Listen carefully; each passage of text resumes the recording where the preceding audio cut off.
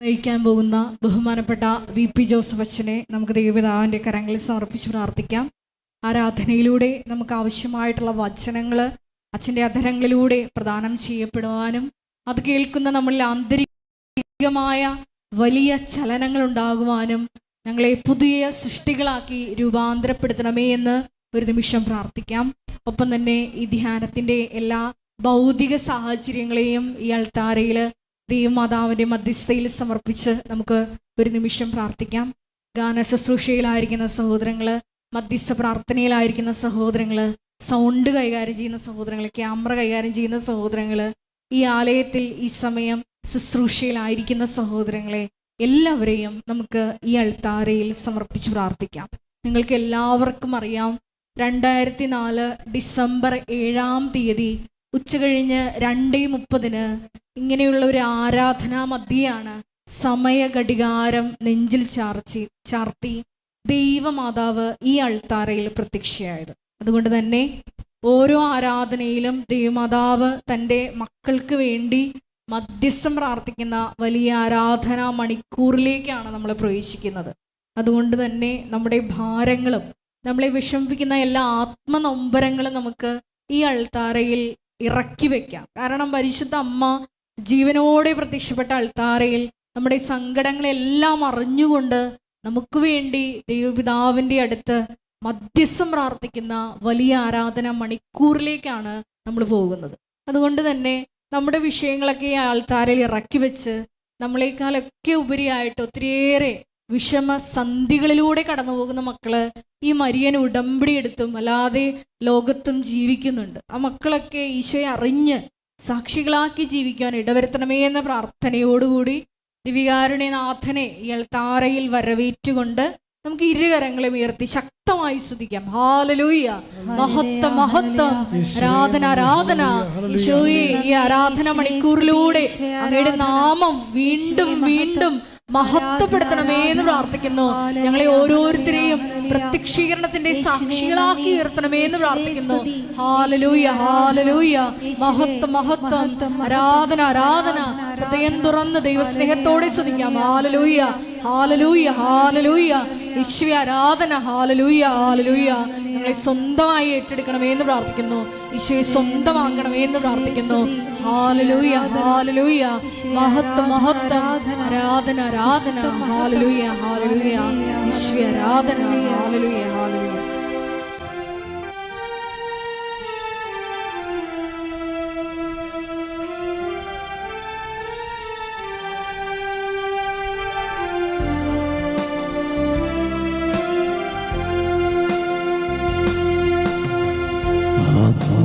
ആത്മാവുണരുന്ന നിമിഷം,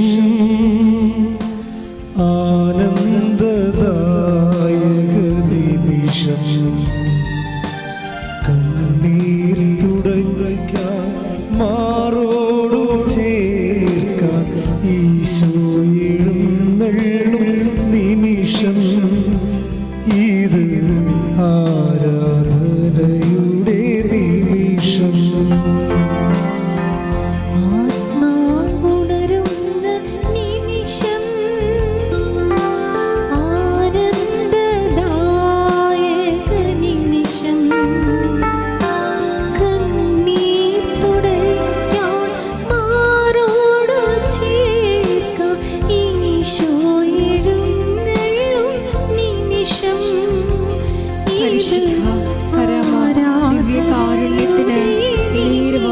ആരാധനയും സ്തുതിയും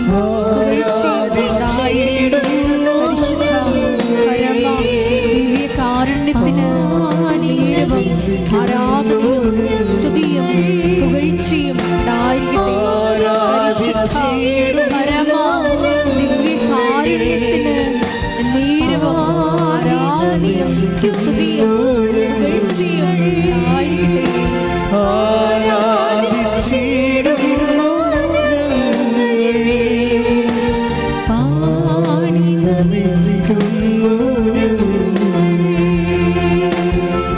സ്തുതിച്ചു പ്രാർത്ഥിക്കാം. Hallelujah hallelujah. ദിവ്യകാരുണ്യനാഥ, ശക്തിയായി സൗഖ്യമായി സാന്ത്വനമായി ഞങ്ങളുടെ നിയോഗങ്ങളിൽ ഞങ്ങളുടെ ജീവിതത്തിൽ വന്ന് നിറയണമേ എന്ന് പ്രാർത്ഥിക്കുന്നു. ഞങ്ങളെ ശക്തിപ്പെടുത്തണമേ എന്ന് പ്രാർത്ഥിക്കുന്നു. വഴി നടത്തണമേ എന്ന് പ്രാർത്ഥിക്കുന്നു. ഹല്ലേലൂയ, ഹല്ലേലൂയ, മഹത്വം, മഹത്വം, ആരാധന, ആരാധന. ഹല്ലേലൂയ, യേശുവേ നന്ദി.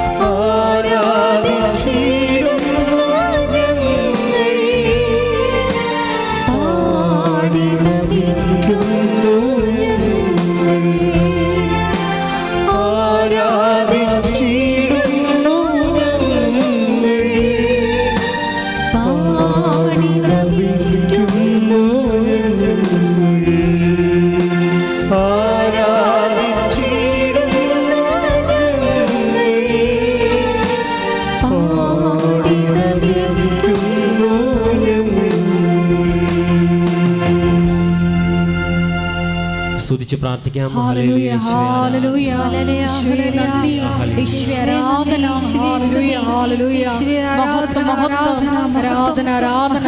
ഹല്ലേലൂയ, ഹല്ലേലൂയ, യേശുവേ ആരാധന. ഹല്ലേലൂയ, ഹല്ലേലൂയ, യേശുവേ നാളിതുവരെ കൃപാസനത്തിൽ വന്നും ഓൺലൈനായി ഉടമ്പടി എടുത്ത് പ്രാർത്ഥിക്കുന്ന എല്ലാ മക്കളുടെയും നിയോഗങ്ങളെ ഒരിക്കൽ കൂടി അൾത്താരയിൽ സമർപ്പിച്ചു പ്രാർത്ഥിക്കുന്നു.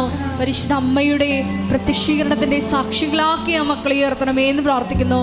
വലിയ ദൈവാനുഭവം, വ്യക്തിപരമായ ദൈവാനുഭവങ്ങൾ ആ മക്കൾക്ക് നൽകണമേ എന്ന് പ്രാർത്ഥിക്കുന്നു. ഹല്ലേലൂയ, യേശുവേ നന്ദി.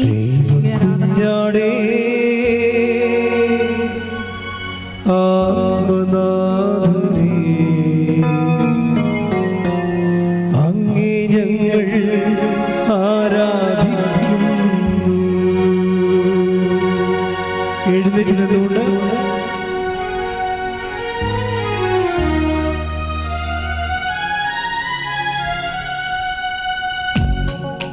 സ്നേഹത്തോടെ കരങ്ങളടിച്ച് സന്തോഷത്തോടെ നമുക്ക് പാടാം.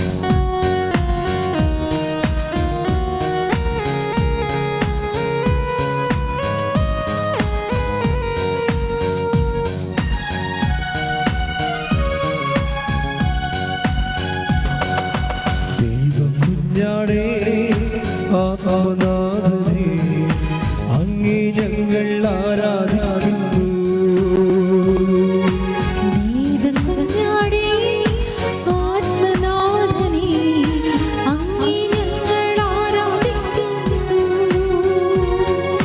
കൊല്ലപ്പെട്ടവനേ, ജീവനാഥനേ, അങ്ങേ ഞങ്ങൾ ആരാധിക്കുന്നു.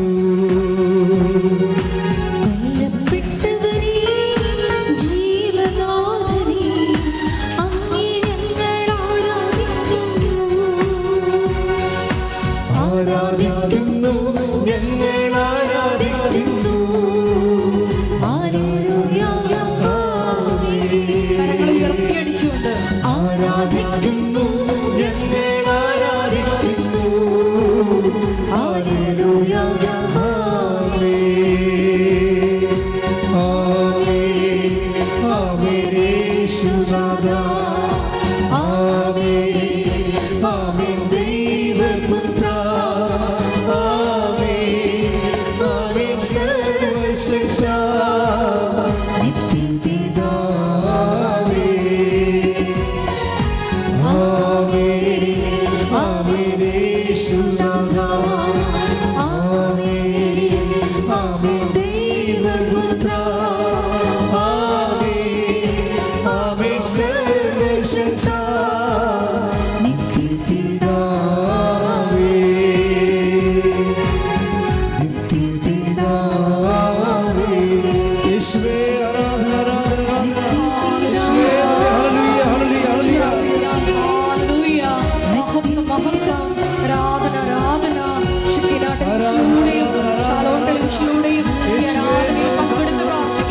യേശുവേ, സ്തുതി. മുഴുവൻ മക്കളുടെ ഹല്ലേലൂയ. നിയോഗങ്ങളെ സമർപ്പിച്ച് പ്രാർത്ഥിക്കുന്നു. കൃപാസന സോഷ്യൽ മീഡിയ പ്ലാറ്റ്ഫോമുകളിലൂടെ ഈ ആരാധനയിൽ പങ്കെടുത്ത് പ്രാർത്ഥിക്കുന്ന എല്ലാ മക്കളുടെ നിയോഗങ്ങളെ ഏറ്റെടുക്കണമേ എന്ന് പ്രാർത്ഥിക്കുന്നു. മക്കളെ സാക്ഷികളാക്കി ഉയർത്തണമേ എന്ന് പ്രാർത്ഥിക്കുന്നു. Hallelujah, hallelujah. മഹത്വം, മഹത്വം. ആരാധന, ആരാധന. Hallelujah. Praise the Lord. Praise the Lord. നമുക്ക് ഒരുമിച്ച് കർത്താവിനെ സ്തുതിക്കാം. സ്തുതിക്കട്ടെ. ഹല്ലേലൂയ. യേശുവേ, ഹല്ലേലൂയ, ഹല്ലേലൂയ. യേശുവേ, ആരാധന, ആരാധന. ഹല്ലേലൂയ, ഹല്ലേലൂയ. യേശുവേ, നന്ദി.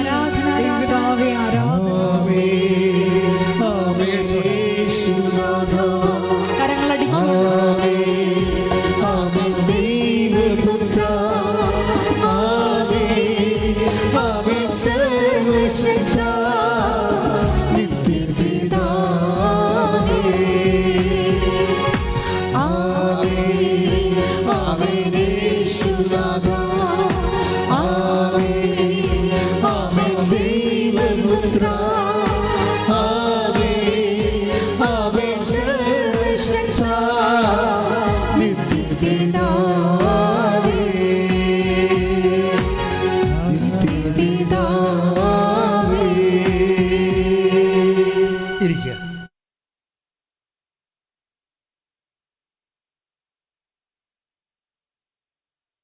എൻ്റെ പ്രിയപ്പെട്ടവരെ, why should I be helped? ഞാൻ എന്തുകൊണ്ട് ദൈവത്താൽ സഹായിക്കപ്പെടണം? Why should God help me? എന്തുകൊണ്ട് ദൈവം എന്നെ സഹായിക്കണം? ജനറലായിട്ടുള്ള കാര്യങ്ങളല്ല, ജനറലായിട്ടുള്ള വിഷയങ്ങൾക്ക് പ്രത്യേകിച്ച് അത് ഓട്ടോമാറ്റിക്കായിട്ട് സൃഷ്ടിയുടെ കൂടെയുള്ളതാണ്. ഉൽപ്പത്തി അനുഗ്രഹങ്ങളെന്ന് പറയുന്ന ജനറ്റിക്കൽ ബ്ലെസ്സിങ്സ്, മക്കളുണ്ടാകുക, പഠിക്കുക, ആരോഗ്യമായിട്ട് ജീവിക്കുക, ജോലി കിട്ടുക, വിവാഹം കഴിക്കുക, അതെല്ലാം ജനറ്റിക്കൽ ബ്ലെസ്സിങ്സിലുള്ളതാണ്. സന്താന പുഷ്ടിയോടെ പെരുകി ഭൂമിയെ നിൻ്റെ ജീവിതത്തെ കീഴടക്കുക എന്നുള്ളത് ആദ്യമേ ദൈവം കൊടുത്തിരിക്കുന്ന ബ്ലെസ്സിങ്സാണ്. ഈ ജനറ്റിക്കൽ ബ്ലെസ്സിങ്സ് യുക്തിവാദികളും നിരീശ്വരവാദികളായാലും ശരി, അവർക്കും കുഞ്ഞുങ്ങളുണ്ടാകുകയും ജോലി കിട്ടുകയൊക്കെ ചെയ്യും, വീട് വെക്കുകയും ചെയ്യും. അതിനൊന്നും പ്രാർത്ഥനയുടെ ഒരു ആവശ്യമില്ല. We are speaking about the particular blessings, വിശിഷ്യ ഉള്ള അനുഗ്രഹങ്ങൾ. ഈ വിശിഷ്യ ഉള്ള അനുഗ്രഹങ്ങളെന്ന് പറയണത് ഒരു ഓർഡിനറി എപ്പോക്കിൽ നിന്ന് പെട്ടെന്ന് ട്വിസ്റ്റിങ് സംഭവിച്ചിട്ട് നമ്മളുടെ മുഴുവൻ മെറിറ്റ് വാനിഷ് ഔട്ടായിട്ട് we will be reduce in to zero merit. ഈ സീറോ മെറിറ്റ്കാരാണ് ഒരു ദൈവത്തിൻ്റെ സ്പെഷ്യൽ സഹായം ആവശ്യമായി വരുന്നവർ. അതുകൊണ്ട് നമ്മൾ ഇവിടെ ഇരിക്കണത്. നോർമലായിട്ട് ഓർഡിനറി ആയിട്ട് നടക്കുന്ന പല കാര്യങ്ങൾ നടക്കാതെ നമ്മളത് എക്സ്ട്രാ ഓർഡിനറി ബ്ലെസ്സിങ്സിലേക്ക് വന്നിരിക്കുകയാണ്. ഇപ്പം നമുക്ക് കിട്ടുന്ന ഒരു സാക്ഷ്യാനുഭവം എന്ന് പറയുന്നത് it is an extra ordinary blessings. Ordinary blessings ആർക്കും കിട്ടാം.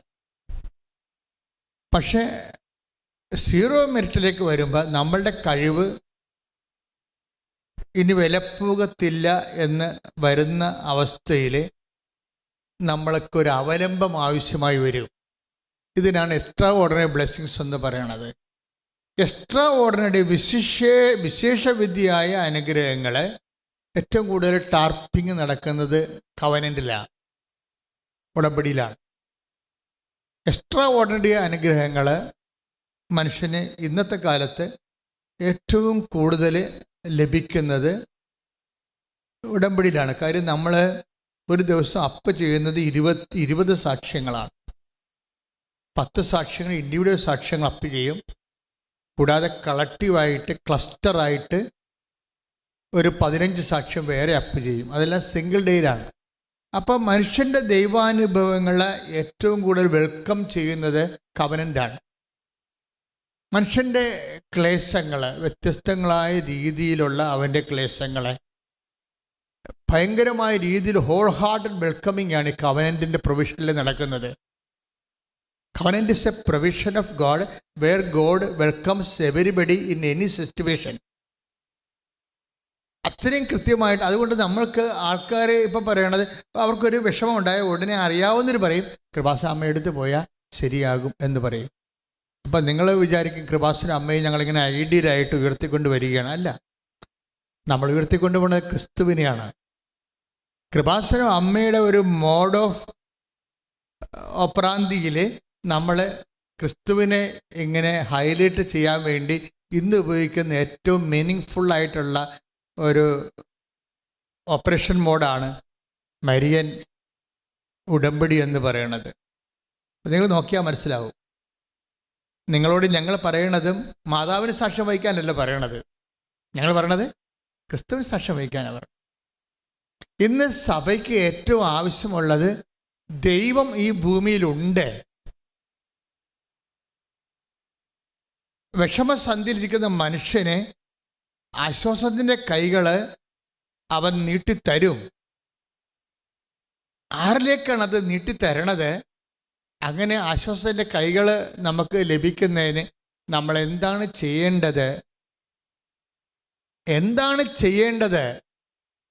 ഞങ്ങൾ എന്താണ് ചെയ്യേണ്ടത് എന്ന് ബൈബിള് കേൾക്കുന്ന ആൾക്കാർ ഉടനെ ചോദിക്കുന്നത് ഞങ്ങൾ എന്താണ് ചെയ്യേണ്ടത്? Take the word of God. ഞങ്ങൾ എന്താണ് ചെയ്യേണ്ടത്? സ്നാപക യോഹന്നാനോട് ജനങ്ങൾ പട്ടാളക്കാരൊക്കെ ചോദിച്ചതാണ്. ശ്രദ്ധിക്കട്ടെ. ഹല്ലേലൂയ. യേശുവേ നന്ദി. ഹല്ലേലൂയ ഹല്ലേലൂയ ഹല്ലേലൂയ ഹല്ലേലൂയ ഹല്ലേലൂയ. 3:10 വിശുദ്ധ ലൂക്കാസ് വിശേഷം 3-ാം അധ്യായം 10-ാമത്തെ വാക്യം. ജനക്കൂട്ടം അവനോട് ചോദിച്ചു. പറഞ്ഞ ജനക്കൂട്ടം അവനോട് ചോദിച്ചു ഞങ്ങൾ എന്താണ് ചെയ്യേണ്ടത്? അവൻ പറഞ്ഞു, രണ്ടുടുപ്പുള്ളവൻ ഒന്ന് ഇല്ലാത്തവന് കൊടുക്കട്ടെ, ഭക്ഷണം ഉള്ളവനും അങ്ങനെ ചെയ്യട്ടെ. ചുങ്കക്കാരും സ്നാനം സ്വീകരിക്കാൻ വന്നു. അവരും അവനോട് ചോദിച്ചു, ഗുരോ, ഞങ്ങൾ എന്ത് ചെയ്യണം? അവൻ പറഞ്ഞു, നിങ്ങളോട് ആജ്ഞാപിച്ചിട്ടുള്ളതിൽ കൂടുതൽ ഈടാക്കരുത്. പടയാളികളും അവനോട് ചോദിച്ചു, ഞങ്ങൾ എന്ത് ചെയ്യണം? അവൻ അവരോട് പറഞ്ഞു, നിങ്ങൾ ആരെയും ഭീഷണിപ്പെടുത്തരുത്, വ്യാജമായ കുറ്റാരോപണവും അരുത്, വേതനം കൊണ്ട് തൃപ്തിപ്പെടണം. ചുങ്കക്കാരോട് എന്താ പറഞ്ഞത്? നിങ്ങൾ ആരോടും കൂടുതൽ ഈടാക്കരുത്. അപ്പോൾ ഈ കൂടുതൽ ഈടാക്കുക എന്നുള്ളത് എപ്പോഴും നമ്മളുടെ ജീവിതത്തിലുള്ള ഒരു ജന്മിത്ത മനോഭാവങ്ങളിൽ വരുന്ന ഒരു സംഭവമാണ്. നമ്മളെല്ലാവരും ജന്മികളാണേ. ഇവിടെ ആരും തൊഴിലാളികളും പൊടികിടപ്പുകാരും ഇല്ല, എല്ലാവരും ജന്മികളാണ്. അവരുടെ താഴെ ഉള്ളവരോട് അവർ കൂടുതൽ ഈടാക്കും. എപ്പോഴായാലും അവരുടെ റൂളിങ്ങിൻ്റെ താഴെയുള്ളത് ആരാണ്, അവരോട് അവരുടെ എല്ലൊടിയണ രീതിയിൽ അവർ നമ്മൾ ഈടാക്കും. അതാണ് എല്ലാവരും ജന്മികളാണെന്ന് പറയണത്. ആരെങ്കിലും ഒരു വംശത്തെ ജന്മികളായിട്ട് അവരുടെ അരിവാൾ കൊണ്ട് അവരുടെ പെടലെടുക്കാൻ നടക്കേണ്ട ആവശ്യമില്ല. ബേസിക്കായിട്ട് മനോഭാവത്തിൽ എല്ലാവരും ജന്മികളാണ്. എല്ലാവരും അവരുടെ താഴെയുള്ളവർക്ക് നിന്ന് മാക്സിമം ഈടാക്കാൻ നോക്കും. ഇപ്പം ചെടുത്തി ആങ്ങളമാരാണെങ്കിൽ പെങ്ങന്മാരെ കൊണ്ട് എന്തുമാത്രം ഒഴിക്കാൻ പറ്റും അത്രയും ചെയ്യും. അതുപോലെ ഭർത്താക്കന്മാർ ഭാര്യയെ കൊണ്ടും ചെയ്യും. ഇങ്ങനെ തങ്ങളുടെ കീഴിലുള്ള കൂടുതൽ ഈടാക്കുക, ഇതെല്ലാം സുവിശേഷത്തിൻ്റെ പെർസ്പെക്റ്റീവിൽ വരുന്ന വിഷയങ്ങളാണ്. നിങ്ങളൊന്ന് ചിന്തിക്കണം, നല്ലതാണ്. ഞാൻ ആരെങ്കിലും കൊണ്ട് കൂടുതൽ ഈടാക്കുന്നുണ്ടോ എന്ന് ചോദിക്കണം. ഇപ്പം ചില ആൾക്കാരെ കണ്ടില്ലേ, അതായത് അവരുടെ അടുത്ത് കണ്ണട ഇരിക്കുന്നുണ്ടെങ്കിലും വിളിക്കും, പിള്ളേരെ വിളിക്കും, സജി എന്നൊക്കെ വിളിച്ചു വന്നിട്ട്, ഡാ സജി എന്താ അപ്പ കണ്ണട എന്തേ? കണ്ണട അപ്പൻ്റെ അടുത്തിരിപ്പില്ലേ, എടുക്കത്തില്ല അപ്പൻ. കൂടുതൽ ഈടാക്കുകയാണ്. ആ കൊച്ചിനെ വിളിച്ചുകൊണ്ട് വന്ന് പല കാര്യമുണ്ട്. ഇതാണ് ഞാൻ പറഞ്ഞത്, എല്ലാം ജന്മികളാണെന്ന് പറഞ്ഞതിൻ്റെ കാരണം ഇതാണ്. കണ്ണട അടുത്തിരിപ്പുണ്ടെങ്കിലും കളിക്കാൻ പോയ കൊച്ചിനെ വിളിച്ചു വരുത്തിയിട്ടുണ്ട്, അടുത്തുള്ള കണ്ണട ഇടിപ്പിക്കും, അവിടെ നിന്ന് അനങ്ങത്തില്ല. അപ്പം എല്ലാവരുടെ ഉള്ളിലും ഈ ഒരു സാധനം കിടക്കുന്നുണ്ട്. സുവിശേഷം സ്വീകരിക്കുമ്പോൾ ഇതിനൊരു മാറ്റം ഉണ്ടാകണം. ഉടമ്പടി നമ്മളെ വിളിക്കുന്നത് ഒരു മാറ്റത്തിലേക്ക്. ചുമ്മാ മാറ്റമല്ല, ക്രിസ്തുവിനെ ക്ഷണിക്കാൻ വേണ്ടിയുള്ള ഒരു മാറ്റമാണ്. ഹോശാനക്കാണെങ്കിലും ഒരു നീതി അവിടെ ഉണ്ട്. നമുക്ക് ഹോശാന ഞായറാഴ്ച കഴിഞ്ഞ് നിൽക്കുന്ന സമയമാണിത്. ഹോശാന ഞായറാഴ്ച എന്താ പറയണത്? നിങ്ങൾ പട്ടണത്തിൽ ചെല്ലുമ്പോൾ കവാടത്തിങ്കൽ ഒരു കഴുതക്കുട്ടിയെ കെട്ടിയിരിക്കണത് കാണും. കഴുതക്കുട്ടിയെ കെട്ടിയിരിക്കണത് കാണും. തൽക്കാലം അതിന് വായ്പ വാങ്ങിച്ചാൽ മതി. അപ്പോൾ അവർ ചോദിക്കും, നിങ്ങൾ എന്തിനാണ് ഇതിനെ അഴിക്കണമെന്ന് ചോദിക്കും. അപ്പോൾ പറയും, ഗുരുവിന് ഇതിനെക്കൊണ്ട് ഇപ്പോഴാവശ്യമുണ്ട്, ആവശ്യം കഴിഞ്ഞ് തിരിച്ചു തരാം. അതാണ് അതിൻ്റെ നീതി എന്ന് പറയണത്. ഇപ്പം നമുക്ക് കണ്ടവൻ്റെ മുതലാണെങ്കിലും നമുക്ക് തൽക്കാലം ആവശ്യപ്പെട്ടാലും നമ്മൾ അത് കഴിയുമ്പോൾ നമ്മൾ തിരിച്ച് കൊടുക്കണം. അതാണ് സംഭവം. നിങ്ങൾ ചിന്തിച്ചാൽ മതി. ഒരു ആവശ്യത്തിന് വേണ്ടി മേടിച്ചതാണ്. എന്നിട്ട് അവർ പിന്നെ അവസാനം തിരക്കി വീട്ടിൽ വരുമ്പോൾ ഞാൻ മറന്നുപോയി എന്ന് പറയും. പറഞ്ഞിട്ട് ഞാൻ മറന്നുപോയി എന്ന്. അപ്പം ചില പറയും, ഞാനിപ്പോൾ അങ്ങോട്ട് കൊണ്ടുവരാൻ ഇരിക്കരുതെന്ന് പറയും. വെറുതെ കള്ളത്തരം. ഇതെല്ലാം കള്ളത്തരമാണ്. ഇതിലൊന്നും ഇവർക്കൊന്നും ഉടമ്പെടുക്കാൻ പറ്റത്തില്ല. കാര്യം എന്താണ്, അവർ കൂടുതൽ ഈടാക്കണവരാണ്. അപ്പം നിങ്ങളൊന്ന് ആത്മശോധന, ഞാൻ കൂടുതൽ ഈടാക്കുന്നുണ്ടോ എല്ലാ വിഷയത്തിനും? പട്ടാളക്കാരോട് പറയണത് എന്താണ്, നിങ്ങൾ ഗുണ്ടകളാണ്, സർക്കാരിൻ്റെ ഒഫീഷ്യൽ ഗുണ്ടകളാണ്. പക്ഷെ ഗുണ്ട പണി എല്ലായിടത്തും പോയി കാണിച്ചേക്കരുത്. അല്ലേ? ഇപ്പം പട്ടാളക്കാരും പോലീസുകാരെന്നൊക്കെ പറയുമ്പോൾ സർക്കാരിൻ്റെ ഒഫീഷ്യലായിട്ടുള്ള മർദ്ദന ഉപകരണങ്ങളാണ് അവർക്ക് അവരുടെ ജോലി അതാണ്. കാര്യം തിന്മ ചെയ്യുന്നവനെ ജനങ്ങൾക്ക് സുരക്ഷിതവും സമാധാന ജീവിതവുമായി കൊടുക്കാൻ വേണ്ടി അവർ ഗുണ്ടാപ്പണി സർക്കാരിന് വേണ്ടി ചെയ്യുന്ന ആൾക്കാർ, പട്ടാളക്കാരല്ല. ഇപ്പോഴും അല്ല, പണ്ടും അങ്ങനെ തന്നെ.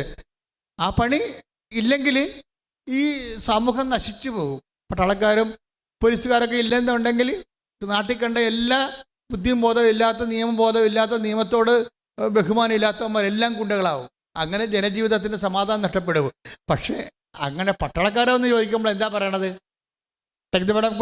പട്ടാളക്കാരോട് വന്ന് ചോദിച്ചു, പടയാളികളും അവനോട് ചോദിച്ചു, ഞങ്ങൾ എന്ത് ചെയ്യണം? അവൻ അവരോട് പറഞ്ഞു, നിങ്ങൾ ആരെയും ഭീഷണിപ്പെടുത്തരുത്, വ്യാജമായ കുറ്റാരോപണവും വരുത്, വേതനം കൊണ്ട് തൃപ്തിപ്പെടണം. വ്യാജമായ കുറ്റാരോപണം ചെയ്യരുത്. നിങ്ങൾ വേതനം കൊണ്ട് തൃപ്തിപ്പെടല ഉള്ള വിഷയമാണല്ലേ മനുഷ്യൻ്റെ ഏറ്റവും വലിയ പ്രോബ്ലം, തൃപ്തിപ്പെടലാണ്. ഇപ്പോൾ പട്ടാളക്കാരോട് പറഞ്ഞിരിക്കുന്നത് നിങ്ങളെ കിട്ടിയ ശമ്പളം കൊണ്ട് തൃപ്തിപ്പെടാൻ പറഞ്ഞിരിക്കുകയാണ്. പക്ഷെ ഇവിടുത്തെ പ്രശ്നം എന്താണ്? തൃപ്തിയുടെ നിലവാരം എന്താണെന്ന് ആർക്കും അറിയത്തില്ല. തൃപ്തി ഓരോ ദിവസം ചെല്ലുന്തോറും ആൾക്കാരുടെ തൃപ്തിയുടെ നിലവാരം കൂടിക്കൊണ്ടിരിക്കും. ഈ കൊല്ലം മാരുതി കൊണ്ട് അഡ്ജസ്റ്റ് ചെയ്യുകയാണ്, തൃപ്തിപ്പെടുകയാണ്. അടുത്ത കൊല്ലം ഒപ്പലാസ്ട്ര കൊണ്ടുവരും. കാര്യം എന്താ? തൃപ്തിയില്ല. ഈ മാരുതി കൊണ്ട് തൃപ്തിയില്ല. പിന്നെ എങ്ങനെയാണ് ഏത് കാലത്ത് മനുഷ്യൻ രക്ഷപ്പെടാനും? ഏത് കാലത്ത്? അതാണ് നിങ്ങൾ തൃപ്തിപ്പെടുക എന്നുള്ളത് സുവിശേഷത്തിൻ്റെ പ്രധാനപ്പെട്ട ഒരു നിലവാരമാണ്. ഇതിന് ഉള്ള പ്രശ്നമെന്ന് പറയണത്, ഇത് മനുഷ്യൻ നിങ്ങൾ ഏത് മതം എടുത്താലും ഏത് ജീവിത രീതി എടുത്താലും മനുഷ്യനെ തൃപ്തിപ്പെടുത്താൻ ബുദ്ധനോട് ചോദിച്ചു, തൃപ്തിപ്പെടുത്താൻ എന്ത് ചെയ്യണം? ബുദ്ധൻ ഒരു പൊട്ടത്തരം പറഞ്ഞ് അങ്ങനെ പറഞ്ഞ്, desire is the cause of evil. എല്ലാ തിന്മകൾക്കും കാരണം ഡിസയറാണ്. ഇവിടെ ഡിസയർ എന്നാണ് അവസാനിക്കണത്? കടലിൽ ഓളം അവസാനിപ്പിക്കാൻ വല്ല മാർഗം ഉണ്ടാന്ന് ചോദിച്ചു കഴിഞ്ഞാൽ എന്തു ചെയ്യും? കടലിനെ സ്വിച്ചിട്ട് നമ്മൾ എയർ ബ്രേക്ക് ചെയ്യുക? ഇല്ല. കടലാണെങ്കിൽ ഓളം ഉണ്ടാവും, മനസ്സാണെങ്കിൽ ഇച്ഛകൾ ഉണ്ടായിക്കൊണ്ടിരിക്കും. അത് പുതിയ പുതിയ തൃപ്തി പുതിയ അതൃപ്തികൾ ഉണ്ടായിക്കൊണ്ടിരിക്കും. ഈ ഏറ്റവും വലിയ ആധ്യാത്മികതയുടെ ഏറ്റവും വലിയ വില്ലൻ എന്ന് പറയുന്നത് പുതിയ അതൃപ്തികളാണ്. പുതിയ അതൃപ്തികൾ കാലത്തിൻ്റെ കുഴപ്പം വെച്ചാൽ കാലത്തിൻ്റെ ഒപ്പം നമ്മൾ വളരുന്നതനുസരിച്ച് പുതിയ അതൃപ്തികൾ ഉണ്ടായിക്കൊണ്ടിരിക്കും. ഒരു നില വെച്ച് താമസിക്കുന്നവന് അതൃപ്തിയാണ്. അവൻ അങ്ങോട്ടും ഇങ്ങോട്ടും കഴുത്ത് വെട്ടിച്ച് നോക്കി കഴുത്ത് ഉളുക്കിയിട്ട് പറയും അപ്പുറത്ത് 2 നില ഉണ്ടെന്ന് പറയും. പക്ഷേ ഇതിന് 2 നിലയാക്കാൻ വേണ്ടി അവൻ ബ്ലേഡിന് പോയി മൊത്തം ഊറ്റുകാരോട് കാശ് വാങ്ങിക്കും. പിന്നെ അവർ നിങ്ങളുടെ കിഡ്നിയും പറിച്ചുകൊണ്ട് പോകും. അതല്ലേ പ്രശ്നം? ഈ പ്രോബ്ലം ഉണ്ടാക്കുന്നത് ആരാണ്? തൃപ്തിക്കുറവാണ്. ശരിക്കും പറഞ്ഞാൽ എല്ലാ വിഷയങ്ങൾക്കും തൃപ്തിക്കുറവാണ്. അതുകൊണ്ട് കർത്താവ് എന്താ പറഞ്ഞത്? കർത്താവ് പറഞ്ഞത് തൃപ്തിക്കുറവിനെ അതൃപ്തിയെ ട്രീറ്റ് ചെയ്യണം. അതൃപ്തിയെ ട്രീറ്റ് ചെയ്യേണ്ടി വരും. അല്ലാതെ നിങ്ങൾ കുരിശാരോഹണത്തിൽ ഉയർപ്പിലും വിശ്വസിക്കണതിന് മുമ്പ് അതൊക്കെ എക്സിക്യൂട്ട് ചെയ്യണമെന്നെങ്കിൽ അതൃപ്തിയെ ട്രീറ്റ് ചെയ്യേണ്ടി വരും. അതൃപ്തിയെ എങ്ങനെ ട്രീറ്റ് ചെയ്യേണ്ടി വരും? അത് ഭയങ്കരമായൊരു വിഷയമാണ്. എന്നുവെച്ചാൽ അതൃപ്തി എന്ന് പറയുന്ന സംഭവം ഈ മുഴക്ക് വെള്ളത്തിൽ 3 പേരെ പറ്റിക്കണമെന്ന് പറയും. ഈ ഒരു മീനുണ്ട്, ബ്രാലെന്ന് പറയും, കണ്ണം ബ്രാലെന്ന് പറയും. ബ്രാലിനൊക്കെ കണ്ടു കാണുമല്ല, പിടിച്ചാൽ അവൻ അഴുക്കി ചീറ്റി അവൻ കയ്യിൽ നിന്ന് എഴുതിപ്പോവും. നമ്മൾ കുടത്തിലിട്ട് അവനെ പിടിക്കാൻ പറ്റത്തില്ല. കൈയിട്ട് കഴിയുമ്പോൾ അവൻ കറങ്ങി കളിക്കും. എന്താണ്? മുഴക്ക് വെള്ളത്തിൽ 3 പേരെ പറ്റിക്കും. അതൃപ്തിക്ക് അങ്ങനൊരു പ്രശ്നമുണ്ട്. നമ്മുടെ മനസ്സിന് അങ്ങനൊരു പ്രോബ്ലമുണ്ട്. അവൻ ഇങ്ങനെ നമ്മളെ പിടിതരാതെ പറ്റിച്ചുകൊണ്ടേയിരിക്കും. ഒരെണ്ണം നമ്മൾ വിചാരിച്ച് കിട്ടിക്കഴിയുമ്പോൾ പിന്നെ നമ്മൾ അടുത്ത പാത്രത്തിൽ നോക്കും, അവിടെ എന്താ വിളമ്പിയെന്ന് നോക്കും, അവിടെ എന്താ കൊട്ടയിട്ട് മൂടി വെച്ചിരിക്കണമെന്ന് നോക്കും. അതൃപ്തിക്ക് അങ്ങനെ പ്രശ്നമുണ്ട്. ഭക്ഷണം കഴിച്ച് കഴിഞ്ഞാലും പോലും അടുത്തതെല്ലാം മൂടി വെച്ചിരിക്കണം, എല്ലാം തുറന്നു നോക്കിക്കൊണ്ടിരിക്കും. ആ അതൃപ്തിയാണത്. അത് നമ്മുടെ സിസ്റ്റം, ഇത് failure is built in to the system. സിസ്റ്റത്തിൽ തന്നെ ഫെയിലിയർ ബിൽറ്റ് ചെയ്യുന്നുണ്ട്. ഒരു മനുഷ്യനെ തകർച്ച അവൻ്റെ സിസ്റ്റത്തിൽ തന്നെ അപ്ലോഡ് ചെയ്ത് കൊടുക്കും. ആ തകർച്ചയുടെ ഒരു കാരണം അതൃപ്തിയാണ്. ഈ അതൃപ്തിയെ ട്രീറ്റ് ചെയ്യാതെ ഇരിക്കുന്നുള്ള കാലം, അതൃപ്തിയെ ട്രീറ്റ് ചെയ്യണത് ശരിക്കും പറഞ്ഞാൽ ഈശോ ഒരു അതൃപ്തിയെ ട്രീറ്റ് ചെയ്യണ ഭാഗമുണ്ട്. എവിടെയാണത്? അത് 5 ഭർത്താക്കന്മാർ ഉപയോഗിച്ചിട്ടും അതൃപ്തി ബാക്കി നിൽക്കുന്ന ഒരു സ്ത്രീയെ ട്രീറ്റ് ചെയ്യണ വിധം കണ്ടില്ലേ ബൈബിളിൽ? അവർക്ക് 5 ഭർത്താക്കന്മാരുണ്ടായിരുന്നു. നമ്മൾ ഈ ആത്മീയത എന്ന് പറയണ ഇതാണ് സാധനം. 5 ഭർത്താക്കന്മാർ ഈ ഭൂമിയിൽ ഒരു സ്ത്രീക്ക് ഉപയോഗിക്കാൻ പറ്റുമെങ്കിൽ ഭയങ്കര ലാവിഷ് ലൈഫാണ്. ഈ ലാവിഷ് ലൈഫ് 5 ഭർത്താക്കന്മാർ ഉപയോഗിച്ച് മാറ്റിയിട്ടും ആ ചേടത്തി എന്താ പറയണത്? ഈശോ എന്താ പറഞ്ഞ അവരെ കണ്ടപ്പോൾ? ഈ വെള്ളം കുടിക്കണവൻ ഇനിയും ദാഹിക്കുമെന്നാണ് പറയണത്. കാര്യം നീ ഇനി 6ാമത്തെ ഭർത്താവും 60ാമത്തെ ഭർത്താവും വന്നാലും ചേടത്തി നിന്റെ കാര്യത്തിൽ തീരുമാനം ഉണ്ടാകത്തില്ല. കാര്യം എന്താ? നിനക്ക് അതൃപ്തി ബെൽറ്റിൻ്റെ സിസ്റ്റമാണ്. നിന്റെ സിസ്റ്റത്തിൽ അതൃപ്തി, അതല്ല ഇതല്ല നല്ലത്, അതായിരിക്കും നല്ലത്. പിന്നെ ആ ചേട്ടനെ കൂടി മയക്കി കയ്യിലാക്കി, അല്ലെങ്കിൽ ആ പെണ്ണിനെ കൂടി മയക്കി കയ്യിലാക്കി, ഇങ്ങനെ അതല്ല ഈ ഭർത്താക്കന്മാർ ഭാര്യമാർ നല്ല ഭാര്യമാരെ ഉണ്ടാക്കളും മറ്റു പെണ്ണുങ്ങളെ ഇങ്ങനെ കറങ്ങി പൂവാലന്മാർ നടക്കില്ല. ഭർത്താക്കന്മാരാണെങ്കിലും അവർ ബേസിക് പൂവാലന്മാരായിട്ട് നടക്കുന്നവർ ഇപ്പോഴും ഉണ്ട്. അതല്ലേ ഭാര്യമാരൊക്കെ ചിലരൊക്കെ ഇങ്ങനെ തീ കത്തിച്ചൊക്കെ മരിക്കണേ. എന്താ കാര്യം? ഈ മനുഷ്യൻ്റെ മൊബൈൽ നോക്കിയിട്ടാണ്. ഇയാൾ നമ്മളോട് സംസാരിക്കാൻ അയാൾക്ക് സമയമില്ല. എന്നാൽ മൊബൈൽ അയാൾ പുറത്തിറങ്ങും ഭയങ്കരമായിട്ടുള്ള 1 മണിക്കൂറൊക്കെ സംസാരിക്കും. അപ്പോൾ ഇത് കാണുമ്പോൾ യഥാർത്ഥ സത്യസന്ധമായിട്ട് സ്നേഹിക്കുന്ന പെണ്ണുങ്ങൾക്ക് ജീവിക്കേണ്ടെന്ന് തോന്നിപ്പോവും. കാര്യം മനുഷ്യൻ്റെ അതൃപ്തിയാണ്. ഈ നോൻപ് കാലമാണ് ഇതിനൊക്കെ പറ്റുന്ന ഒരു സമയം, ഇതൊക്കെ ഒന്ന് കൈകാര്യം ചെയ്യാനുള്ള സമയം. പക്ഷേ നോൻപ് കാലത്ത് നമ്മൾ ഏറ്റവും കൂടുതൽ ലോകത്തന്മാരായി ജീവിക്കുന്ന ഒരു സമയമാണ് ചില ആൾക്കാർക്ക്. നോൻപ് ഉണ്ടായിട്ട് നോൻപ് എടുക്കാതെ ജീവിക്കുന്ന ആൾക്കാരില്ലേ? നോൻപ് എടുത്തിട്ട് ഇനി ഈസ്റ്റർ വന്നിട്ട് ഘോഷിക്കാനിരിക്കുന്ന ആൾക്കാരില്ലേ? രണ്ടും ഒരുപോലെയാണ്. നോൻപ് ഉണ്ടായിട്ടും നോൻപ് എടുക്കാത്തവനും നോൻപ് ഈസ്റ്റർ കഴിഞ്ഞിട്ട് നോൻപ് ബ്രേക്ക് ചെയ്യാനിരിക്കുന്ന ആൾക്കാരും ഒരേ വള്ളത്തിൽ കെട്ടിക്കൊണ്ടുപോകാൻ പറ്റുന്ന, അവിടെ ഉള്ളിലെല്ലാം ഉള്ളത് അതൃപ്തിയാണ്. അതൃപ്തി. അവർക്കൊന്നും മുതലാകണില്ല. അവർക്കൊന്നും എഴുപിന്നേലും ഒരു പ്രാന്തനെ ഞാൻ പണ്ട് പരിചയപ്പെട്ടു.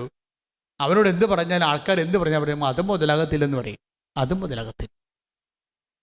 അതുപോലെ എല്ലാം ഒന്നും മുതലാകാത്ത മനുഷ്യർ, അവിടെ ഉള്ളിൽ എപ്പോഴും അതൃപ്തി ഉണ്ടാകും.